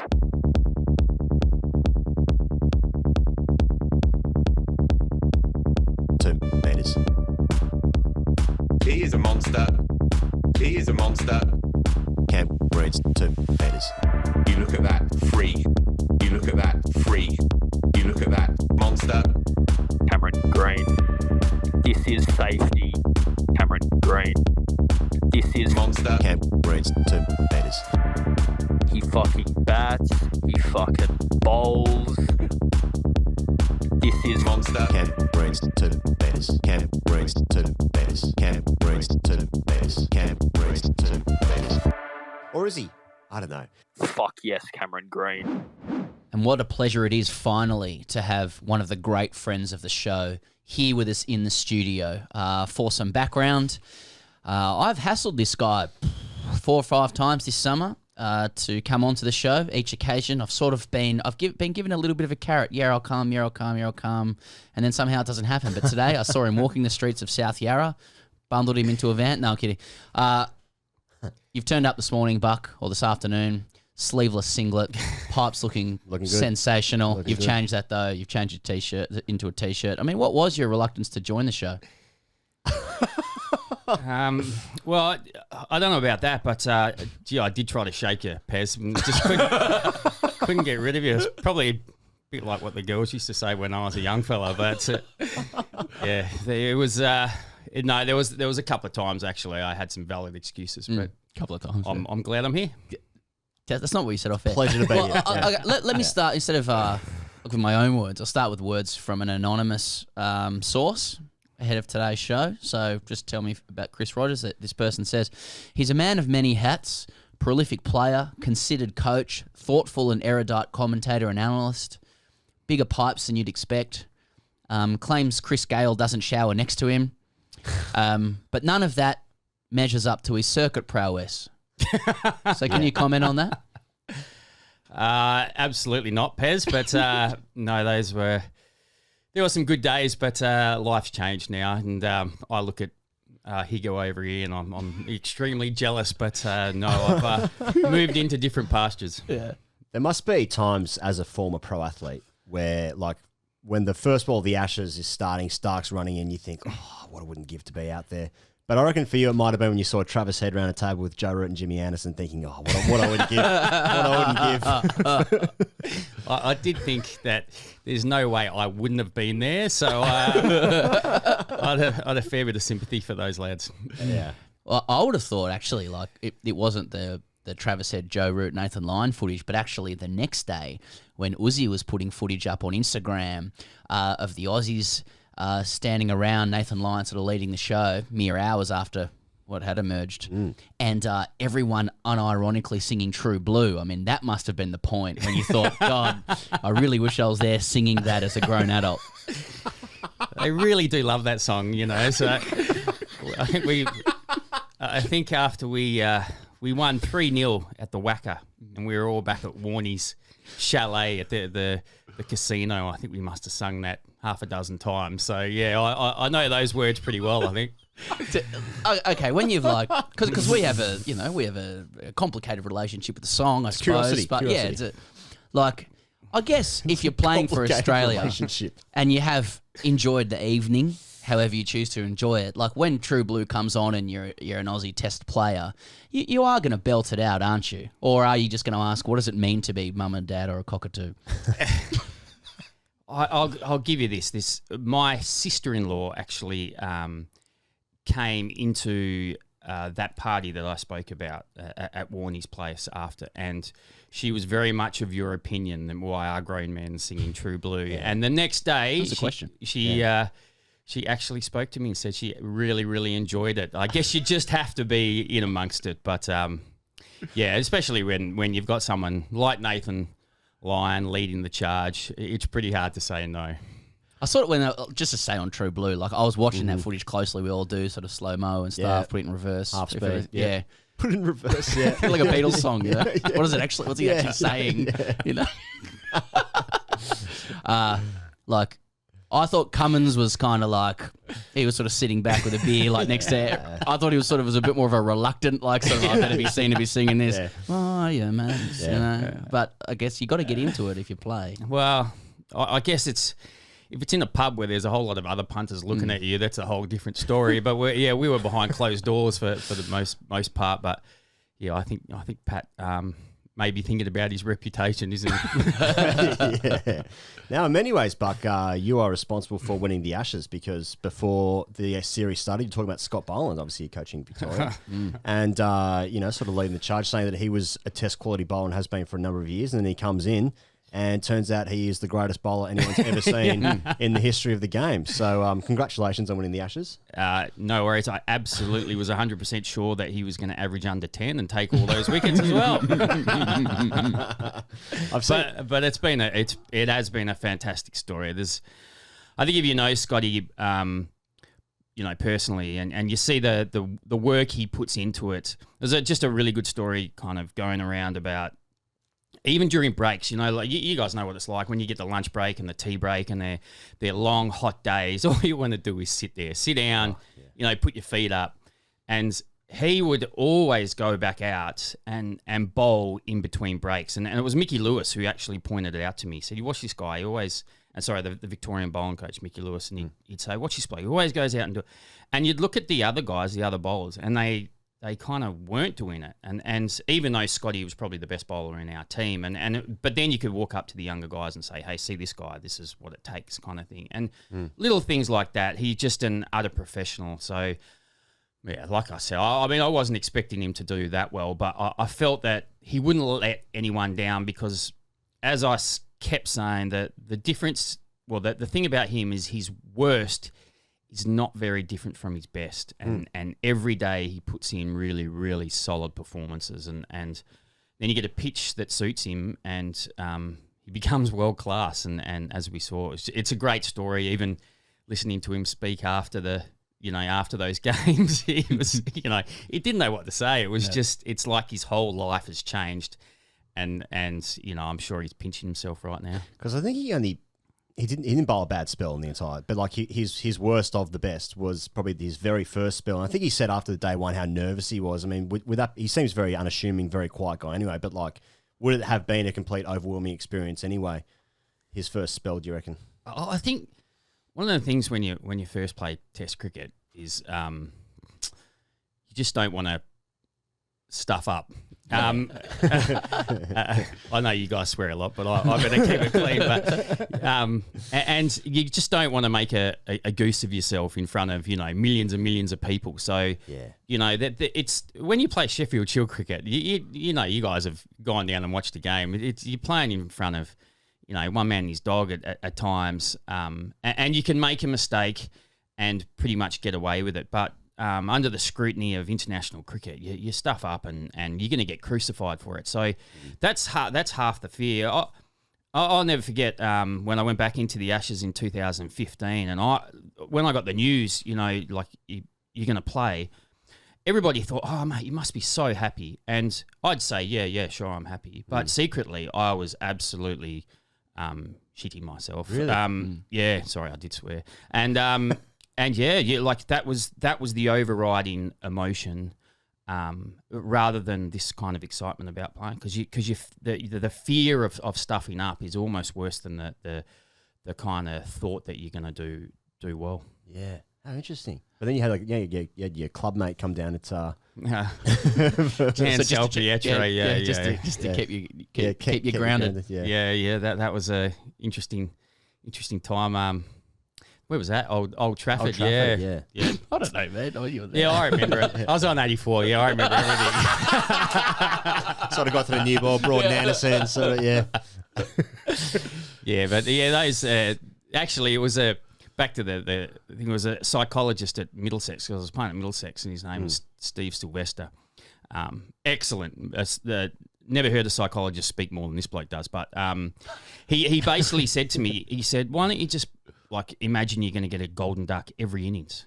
And I was like, what? He said, think about it. Just imagine you're going to get a golden duck every innings. So every time you face a ball and you don't get out, you've won. And it took me 2 weeks to kind of comprehend what he meant. But it was some of the best advice I've ever got. Really? Yeah. My dad used to say I didn't that. get a golden duck. Right. Yeah. My dad used to say, I hope you get a golden duck. Yeah. I hope you don't mind me saying this, Buck, but after on the 28th, we went for a couple of beers. It was after Scott Boland's, destruction at the MCG, and we were having a beer or two, and people were literally there singing about Scott Boland's towel. And I thought it was a really nice touch, particularly as his coach currently at Victoria. You got it out and filmed it. I think you were going to send it to him. I'm sort of guessing that, but it must be satisfying as a coach. I know he started well before and all that kind of stuff, but satisfying as a coach to see him realise what must have been a dream for him. Yeah, well, I mean that was funny, and I think you guys did a show a couple of days later and said you're at the pub and didn't mention that you went having a drink with me, and I was a bit. I was trying to protect you. I think you're ashamed of having a beer with me, boys. What I liked about that too was everybody was coming up to you two going, you guys are the great cricketer, aren't you? And had no idea who I was. Asking me to take the picture. That's right. And you were standing there going, have you got six tons or what? Yeah. How many grade games have you played? Yeah. But back to Scotty, I think the stories you love as well are the ones that where someone's had to chip away and grind and not the kind of sexy player who's had to the analogy I use is take the stairs, not the elevator, and in the end get the rewards for all the years that they've put in. So when you see Scotty and he's just so level, you see almost the fanfare around him now. It's almost laughable because he'd be really, really uncomfortable with it. But it's just great to see how happy he is that he knows he's good enough now. It must be so weird for him because, I mean, he was getting clapped every time he touched the ball down at fine leg or if he just bowled a maiden over or whatever. And now he's going to play Shield cricket in about 2 weeks' time or whenever you guys start again, and it's not going to be the same as that, I doubt. If selected, if Scott Boland's selected for Victoria in the first game back. Well, I'm not sure if you guys know this, but if you're not contracted and then you go and play at a higher level, you kind of accrue enough points, and when you have accrued enough points, then you automatically get the base contract for that level. So Scotty's played a few games now, so I think he's pretty happy with life at the moment. So he'll come back to us, but guaranteed that he'll give everything. I actually spoke to him this morning, and there looks like there is an opportunity maybe for him to play a game, and he was, I'm definitely playing. So it's whether the selectors pull him out of it. But from our point of view, the fact he wants to play is brilliant. Yeah. So there was no who's this? Anyway, we had 6 questions on Scott Boland. Yeah.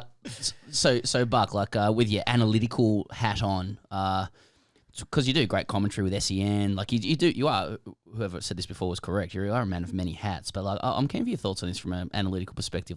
12 months ago, the Australian men's team lost to India C, and there was questions about the fitness of our bats, the technical proficiency that they had, their ability to go to different places, play different bowlers, and then we won 7 tosses in a row in the UAE and beat up a third grade side. That's a bit harsh on England. And we're the world's #1 team now, with the best bat in the world and the best bowler in the world. Hell of a turnaround. Do you think much has changed, or do you think there's just been a little bit of fairy dust over the last couple of months? But I'll be specific. Where are our bats at, do you think, in Australia?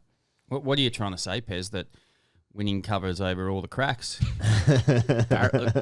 Some people are saying that. I mean, I think it's important that we don't lose sight of the fact that maybe 12 months ago we were questioning our system a little bit and how we could do it better, and whether we think now everything's fixed and move on. That's interesting. I mean, I still I'm heavily involved in the domestic level, and I still think that there's in an ideal world with unlimited resources, we could probably still do a little bit more.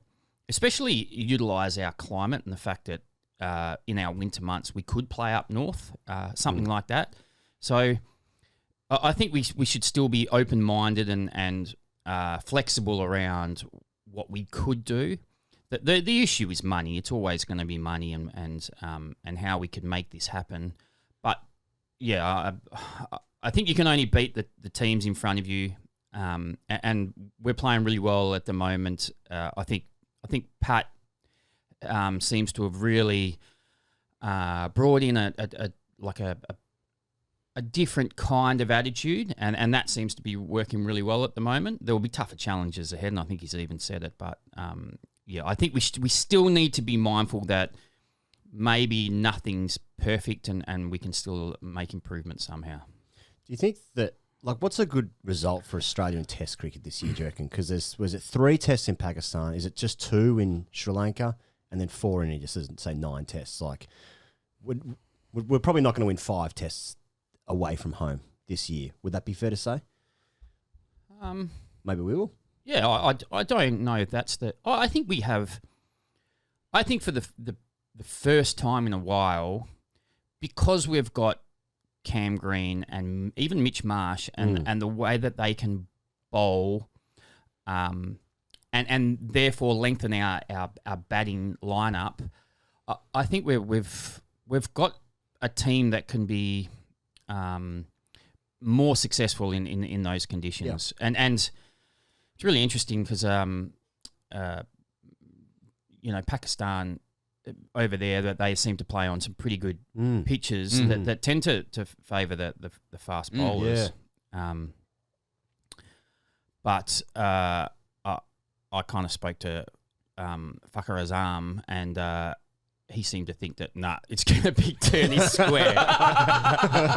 So don't be surprised. So, it's going to be really hard, but I reckon we have the right kind of players to go over there and have a different kind of makeup of the side. Yeah. So Yeah. I don't see why we couldn't win 5 Test matches. Yeah, sure. There you go. Sure. Yeah. What sort of makeup are you thinking there? Like, how would you change it up? Well, I mean, first of all, I think we've got to recognise the percentage of overs of the bowl by spin in those conditions, and if it's really, really high, then how many fast bowlers do we actually need? Yeah.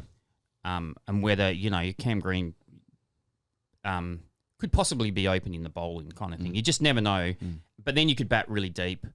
The other one is going to be who's going to support Nathan Lyon. I think in terms of bowl and spin, whether it's going to be Swepson or whether maybe a left arm orthodox is more suited in those conditions where actually putting revs on the ball is less important than where you bounce it because the variations off the pitch. And then the batting is interesting because I opened at the UAE against Pakistan and I was a waste of space. That was probably the time to really be aggressive with the bat. So do you just flip the script and put in someone who's pretty aggressive up the top if they are spinning conditions, knowing that quite potentially the opposition are going to open the bowling a lot with spin. So they're the questions. I think it'll play out, and we'll see how that happens. But a lot of support for George Bailey, I think, at the moment, just because I think he's making some really good decisions along with the other selectors, and they're really mindful. So looking forward to seeing what they do. Mate, you just made a comment before about... I felt like it was I can't remember exactly what you said, but just about like understanding what success is with the Australian side. Like, would they win 5 tests out of 9 or whatever? And I feel like in Australia we're eternally struggling to work out what success is. Do we compare it to other countries at the time? Because if that's the case, then we're doing pretty well, even though we don't play away. Or do we compare it to like teams of the past, which I think is closer to the truth? Like, no one really talks about it, but success for Australia is always like, well, are we where we used to be? And like, you've straddled eras, you've played like with and against some of the greats. Then you were part of a team that was maybe in its shadow a little bit. Do you think this current team is now finally out of the shadow of the golden generation? Or do you think the golden generation are just the most all-powerful people who will always cast a shadow in any way they like over the Australian cricket team as it stands? I mean, I think they will, because they were legends of the game. I mean, I don't think... You look at great sides and they'll have 3, maybe 4 superstars at best. But that side had probably 9 superstars and all big personalities, very good minds, and now in the media. So they, we hear of them a lot, and that's fair enough. Yeah, it has been hard for some of these generations because, and the other thing is, a lot of the sides around the world have got their stuff together and are providing tougher challenges. I mean, we didn't see India coming over with a quintet of fast bowlers, and dishing up some of our own at us. So, I think the kind of concept of us trying to be number 1 in the world in all 3 formats, that's a bit disrespectful to some of the sides in the world, and it's going to be challenging, especially when we go overseas. But I think we can now start to kind of mix it up a bit more with the type of players we've got, because a lot of them are playing a lot internationally now as well, like IPL and various other kind of experiences. We've seen Tom Harrison was saying that England should try and get some of the England guys to play a bit of Shield cricket. Would they be starting in 2s in grade cricket? Campbell's got some good players in 2s. Yeah. Yeah. I mean, I saw those comments. But it's hard for me though, because I've been one of the great beneficiaries of playing county cricket, so I feel bad for kind of almost laughing at that comment because, the other way around, I'm extremely grateful for what I got. The simple fact is they have 18 sides in their county system who are crying out for quality, and you can still put together an international side even if you put in overseas players and Colpack players and things like that. Whereas we're trying to get 11 players from 66 because we only have six sides. Right. So those 66 places are incredibly important. And if you pull one of those international players, are we going to be missing out on a Jake Fraser McGurk or an Ollie Davies or something like that? And then what happens to our system as well? So great in theory. I'm just not sure how practical it is, or whether they want to, give us a whole lot of money and put their own side in the competition. Well, then have a look at that. But I don't have the answers there. But yeah, it was interesting to see just out of the blue that kind of come up. It looked a bit kind of reactionary. So you're saying England should play Shield cricket? That's right. Roger said start in Shield. It's basically England's got to start in twos. And how many of the Test side would you have in the Victorian side? No, don't answer that. So you spend a lot of time playing cricket in England, Buck. You know the system inside out. There's a lot of opinions about how what needs to happen in England cricket, if at all. Some people sort of protecting their jobs. Other people saying wholesale change. I'll try and ask you a specific question. Like Tim Wigmore wrote the other day, very thoughtfully, put a thoughtful argument together for the Ashes being a 3-test series, for example, because you can get all the players playing. It doesn't have to be a squad game. India, South Africa was good. Like, I guess my question is, can England learn to be better out here? They've got a lot of other issues, but their specific issue is playing good cricket in Australia. You play once every 4 years, they usually get dusted. Like, what apart from getting a side into the Shield and starting in twos, like what can they do to play good cricket out here with their system? Yeah, that's a good question, because I can't remember. I think it was Freddie Wild put some stats out around the percentage of bowling that's over 140 kilometres in county cricket, and it's ridiculous. It's like less than 1%, isn't it? Yeah. It was something like that. Low, so I can use a good example. There's a kid named he's not a kid now, but he's Jamie Overton, who's Craig's brother, twin brother, and this guy's 6'6", 6'7", runs 100 meters in 11 and a half seconds or whatever, and whacks them. Amazing athlete, and bowls. He'd bowl kind of mid 140s, but somehow they haven't been able to get the best out of him in that system, and it's really hard, because if you think about you're a county coach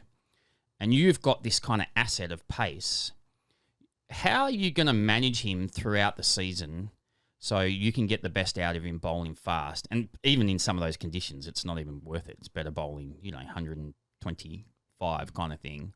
So you kind of look at him and think, well, he's slipping through the cracks a little bit because they just can't seem to create a system that really supports his type of bowling, that kind of thing. And I know that's one player, and he's got to take a bit of responsibility as well.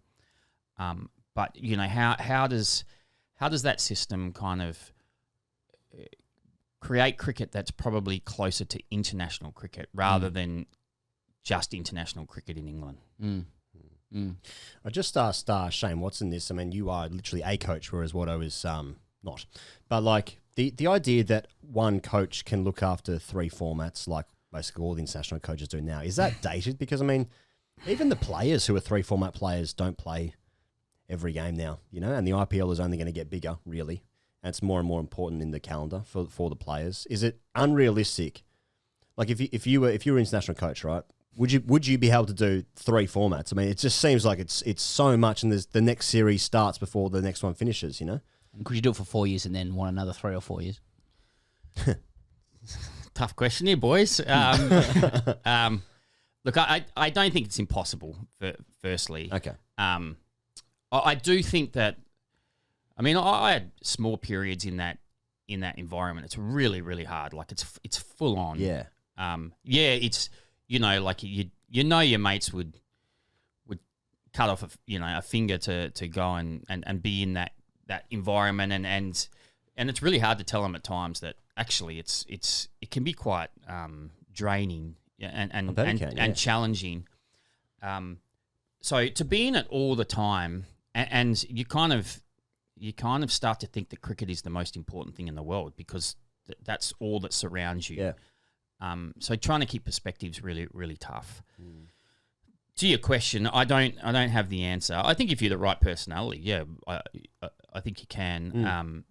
It's going to be a challenge though, yeah. And whether that there's a better option out there, then maybe it is as well. But I don't know. We haven't seen yet, have we? So we've got to find out. Maybe at some stage. People don't appreciate like the intensity of what the coaching job must be because it's also just different to a football coach where it's different sort of strategizing as a football coach as opposed to the more analytical supporting the environment of the team, right, as a coach. But the intensity of like an international job, especially if you're in one of the 3 teams that play all the cricket, really, with respect, and it must be the most intense. And so if you lose, especially because in Australia, we expect to win every series. So like I think it might be a shock for the Australian team this year. If we don't, maybe we won't win in Pakistan, maybe we will. But if we don't, people might be like, oh, we're shit again. Yeah. You know? So well, winning's so interesting in that because all you do half the time is just trying to keep the Wolves at bay. Because you know if you lose, you're going to cop it. Yeah.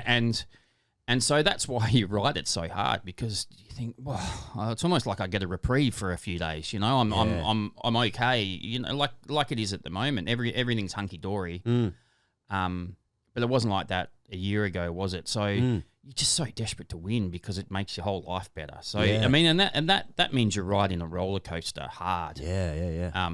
And it gets pretty challenging. So you got to have a lot of respect for what Justin's going through, and it must be challenging, no doubt. And all the support crew, like it's going to be would be a tough job. Mm-hmm. Well, I was just going to wrap it up, but I actually just want to ask you whether you think just broadly about cricket coaching and the role of cricket coaching. Like it just occurs to me that it is very different to footy and how we understand footy in Australia, for example, or in like Premier League or whatever.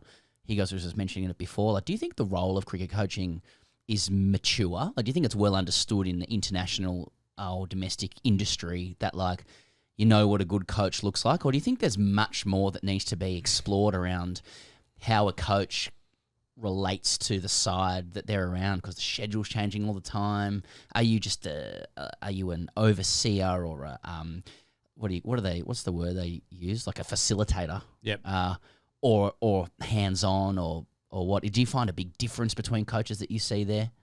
I think you're all of the above, Pez. Yeah. I know that's a bit of a vanilla answer, but there's going to be times where you have to be hands-on and times where you just sit back. You can't be one way because what happens when you get different players? You might have a senior side, like an experienced side who can pretty much run it themselves, and so therefore you step back and you allow them to take charge. But there might be other times where you've got a really young side and actually, you can't just sit back and let them do it because, that they'll take it in the wrong direction. So you've got to put some tighter structures around them and stuff like that. So I think you have to be adaptable and open-minded to who are the personalities in the room. So therefore, I think the point being, you're there to support the players. That's the most important thing.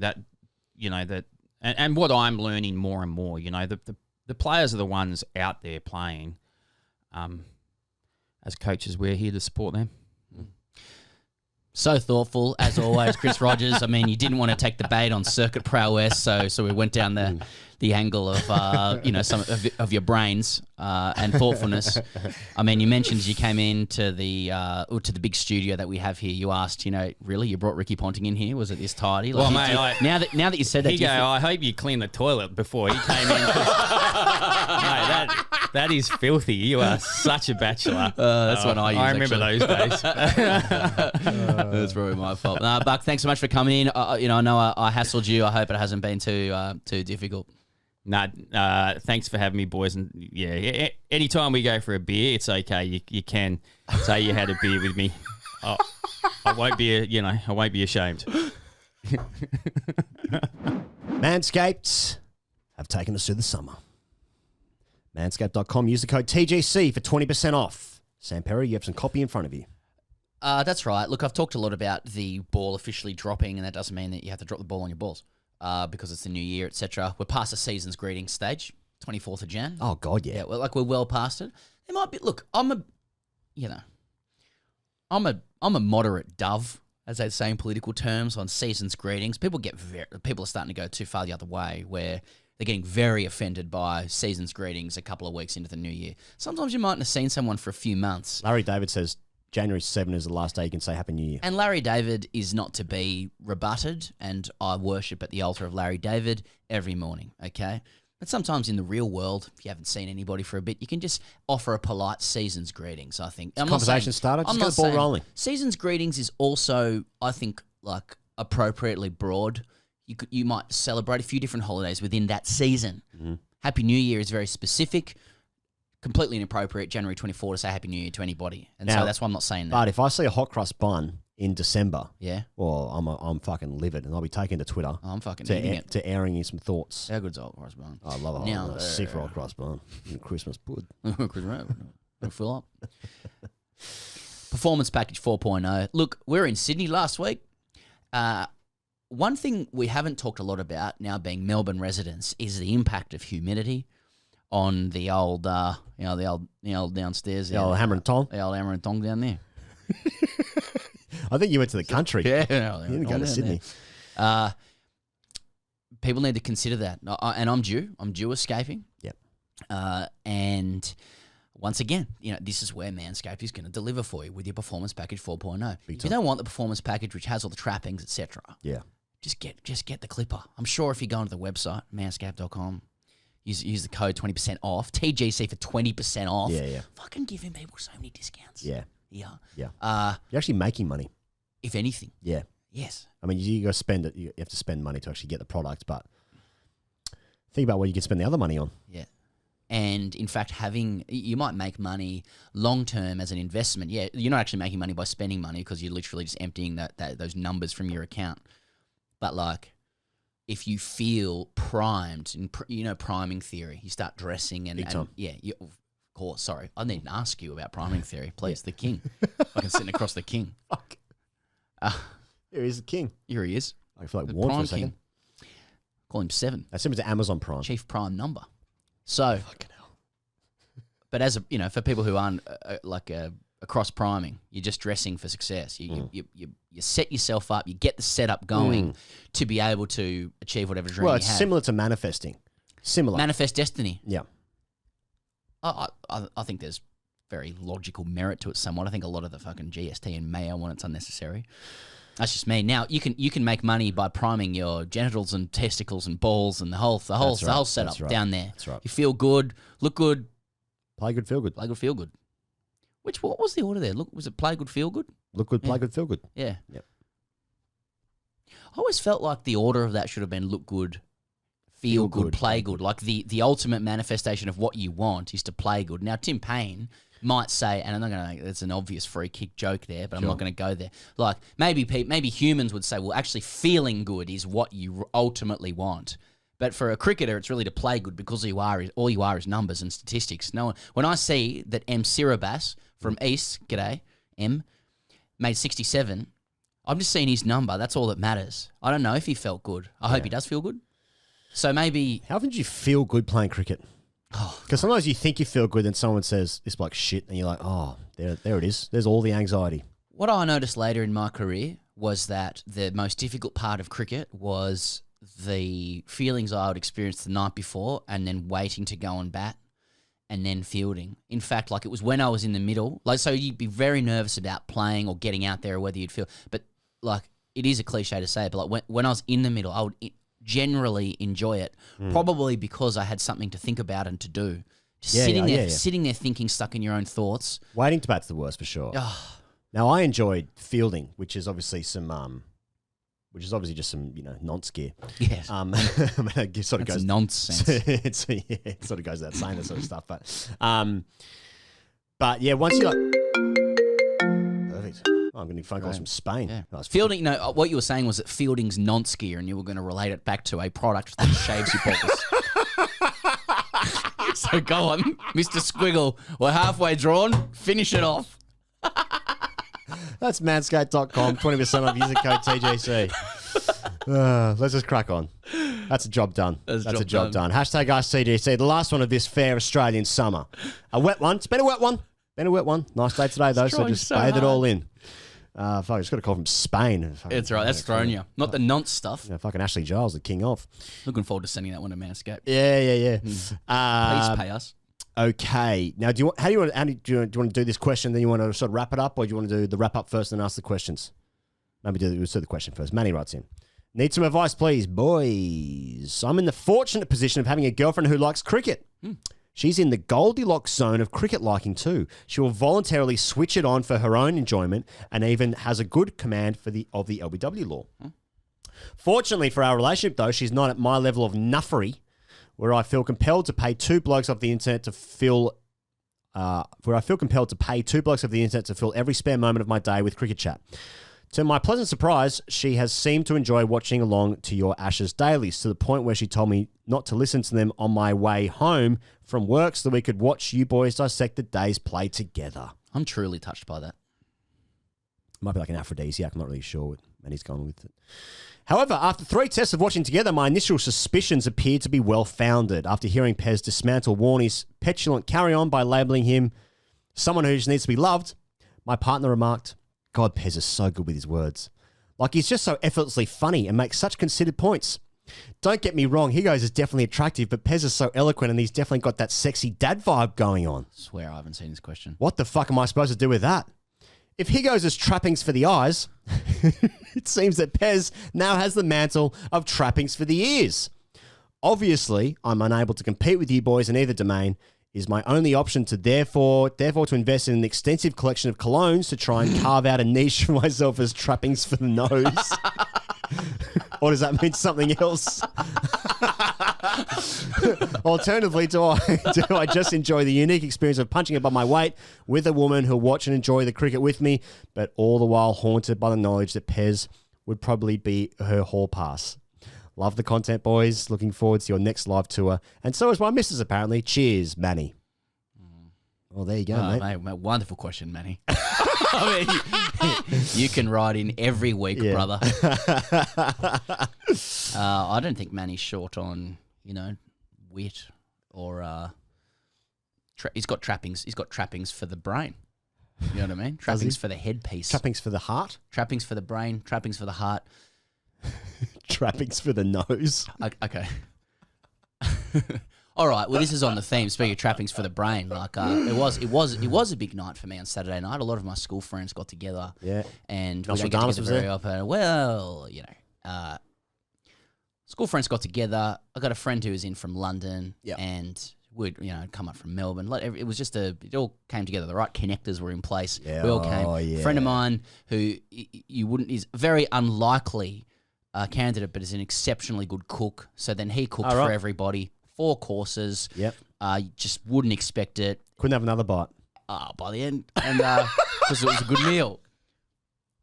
I did find myself. One of my mates is good looking. I mean, I wouldn't say that sort of your level, but he's up there. He's good looking. I've seen it before. I've seen it in action before. He's your friend, yeah. I was bailing him up at one point, going like, this is one of those things you remember the next morning. I'm like, sex is in the brain, don't you? Sex is all about the brain. This would be good. Oh no, that was pretty much it. Okay, he was looking at me like I was the biggest fucking weirdo of all time, and he'd be correct. Yeah. But Manscaped, Doc.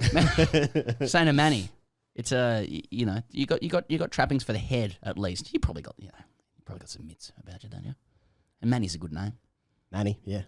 Jack Turner, boys. Long time listener, first time AskTGC. A good friend of mine is getting married soon, and we recently had a Hux night for the bride and groom. Have you heard about them before? I didn't know it was called that. I did not know that. Right. So that's hens and bucks. Hens and bucks, right. Being held on a Sunday, despite being the day before, there's a lot to sift through. There's a lot heaps going on here. My head is scrambled. Have you read this idea. Before? No, I haven't. Oh, it gets worse. Oh, brilliant. Yeah. Despite being held on a Sunday, being held on a Sunday, despite being the day before a public holiday, we were struggling to find a hall or similar location that would allow us to stay well into the evening. As myself, the groom, and best man all play indoor cricket together, I, for some reason, suggested we use our indoor cricket centre as the final location for the night. The owners agreed, having taken plenty of our money over the years in match fees and alcohol, both activities seemingly feeding our internalised self-loathing. Okay, We get to the indoor centre after some outdoor activities on a 40-degree day in Perth, and after bowling a few overs, the first thing I decide to do before the entertainment arrives is have a tub. And much to my drunken shock and disappointment, nobody joins. So there I am, beer in hand and staring into the bathroom mirror under the cold water of the shower, considering my life choices up to this point. I stayed lost in this thought until one of the partygoers entered the room to have a slash, waking me from my tubbing-based stupor and prompting me to rejoin the party.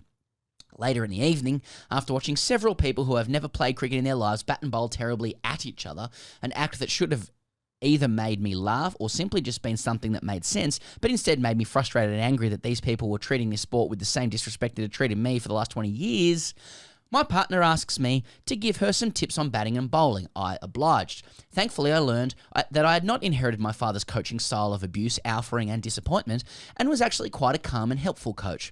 However, what I seemingly could not keep myself from doing while coaching her from behind the stumps was mercilessly whipping the bails off any time her forward defence took her out of the crease.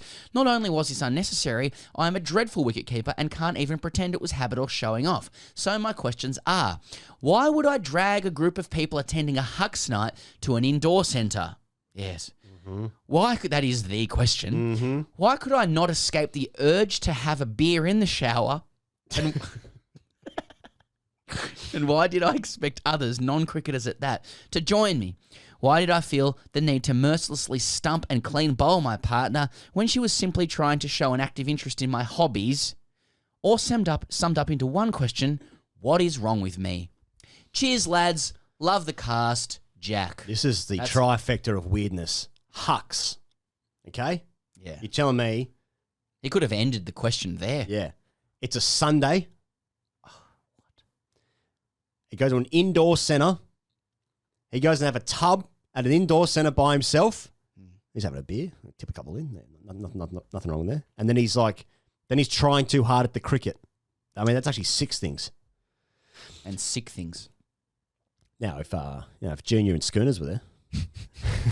They liked a bit of indoor cricket. The War Boys. We called him Schooners. 'Cause he liked Schooners. A simpler time than Steve Smith's NFT collection. Our old captain used to be called Schooners and played indoor cricket, and now you can buy Steve Smith collectibles. He's in a collective with Paris Hilton, who draws her cat. Fuck. Rather be in the 80s. There's so much, Pez, about once you come into the... I like to think of a cricket ground as like it's its own world, and it has its own orbit, and has its own orbital pull as well. Yes.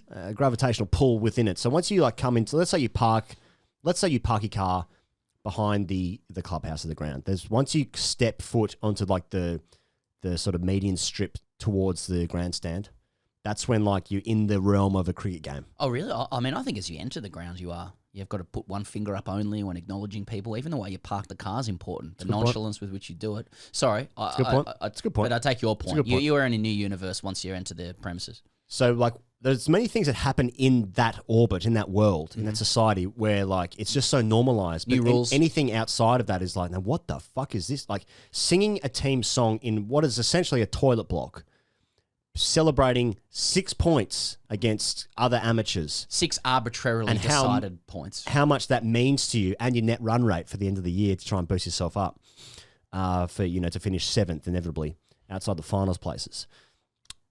It's important to you. But then there's also like things like just showering together after a game, which is less normalized now. I feel like the tubbing culture has changed significantly from like even when we were playing. Men feel less need to compare penis size and nakedness. So Jack has sort of normalised all this in his own mind, and he's gone to an indoor cricket centre is just a place where we just all hang out.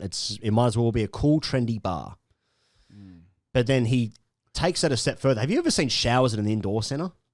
That's bizarre to me. Yeah, interesting. I mean, I used to work at an indoor cricket centre doing cricket coaching, so I had earlier played indoor cricket there as a sort of 16, 17-year-old before I sort of understood the social meaning of it all. Yeah. Couldn't run away quicker.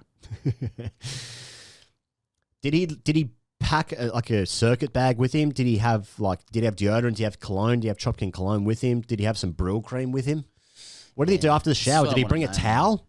That's what I want to know, because like, there's a few questions this raises. So, and this will make sense, like, because I'll come back to it, but over the weekend, many people will have noticed that Triple J's Hottest 100 was won by the Wiggles, right? Who did a cover of Tame Impala's Elephant. And so for those outside Australia, Hottest 100, famous countdown of songs of the year. And the Wiggles, who was ostensibly a children's band, and still probably a far bigger business than that. Yeah, like they've won the comp. They won the flag. And and it then triggers a tedious generational discussion about kids these days. So my view is leave the kids alone and they enjoy it and whatever. Good. And also when we were younger, parody songs were also funny. So and people like them. It's not me, it's the children that's wrong. Never, exactly. Let it go. Yeah, fucking loser. Anyway, and but I do get the sense that the younger generation, they do is this what I want to know about this Hux party is firstly, it's a Hux party, so I'm guessing there's a level of social progressiveness to it all. Let's not separate the men and the women. Let's all come together and celebrate. And look, not how I do it, but all the best, And I understand the principle behind it, and it's probably ultimately a noble thing to do. And also maybe there are some deep-seated fears about whether the man or the woman's going to cheat on the other one. So whatever. So they come together. Is this a themed party? Is this some kind of ironic cosplay of indoor cricket, a very rich subculture for people's enjoyment and entertainment? Are we cosplaying being weird indoor cricketers a little bit? Because this, in the way that we vote for the Wiggles version of Tame Impala's Elephant as the best song of the year, is that the spirit of this? Because I could probably, in an ironic way, get behind an indoor cricket bucks party, especially if it involved people insisting on tubbing during the day. Yeah. Because that's just what people do. I kind of like that Jack just gets into the tubs because he's that's what you do. Now, I like that no one joined him. Yeah. I was hoping somebody would join him. I thought that's where that was going, and then so whatever happened there. He also said before the entertainment arrived, now at a Hux party, what is the entertainment? Yeah. That's going to have to be some ex-first grader who plays indoor cricket, hustling people for runs and wickets. It's like a pool shark. That's right. But an indoor cricket hustler. Yeah. Darts, sees someone darts left-handed, he's like, oh, I'm actually right-handed. Darts being just some left arm around the wicket. Yeah, that's right. He's buying cut shots. That's right. Steve Waugh actually turns up. Yeah. So, what is wrong with him? Well, plenty, but I just need a little bit more information, really. Hey, that's us done for the summer, as Pez said at the beginning. That's us done for 21 days. Exactly. Yeah, as Pez said before. Well, we've got 2 more shows of Channel 7 to do, but by the end, which everyone tunes into. By the end of that, that'll be 75, 76 bits of content we've put out in the last 2 months, which is quite a lot. So yay for us. Yay for school. Of course, we do all of that because you guys tune in and listen and watch and tweet us and Instagram DM and all that kind of stuff. So obviously all those things, we're all just in this together.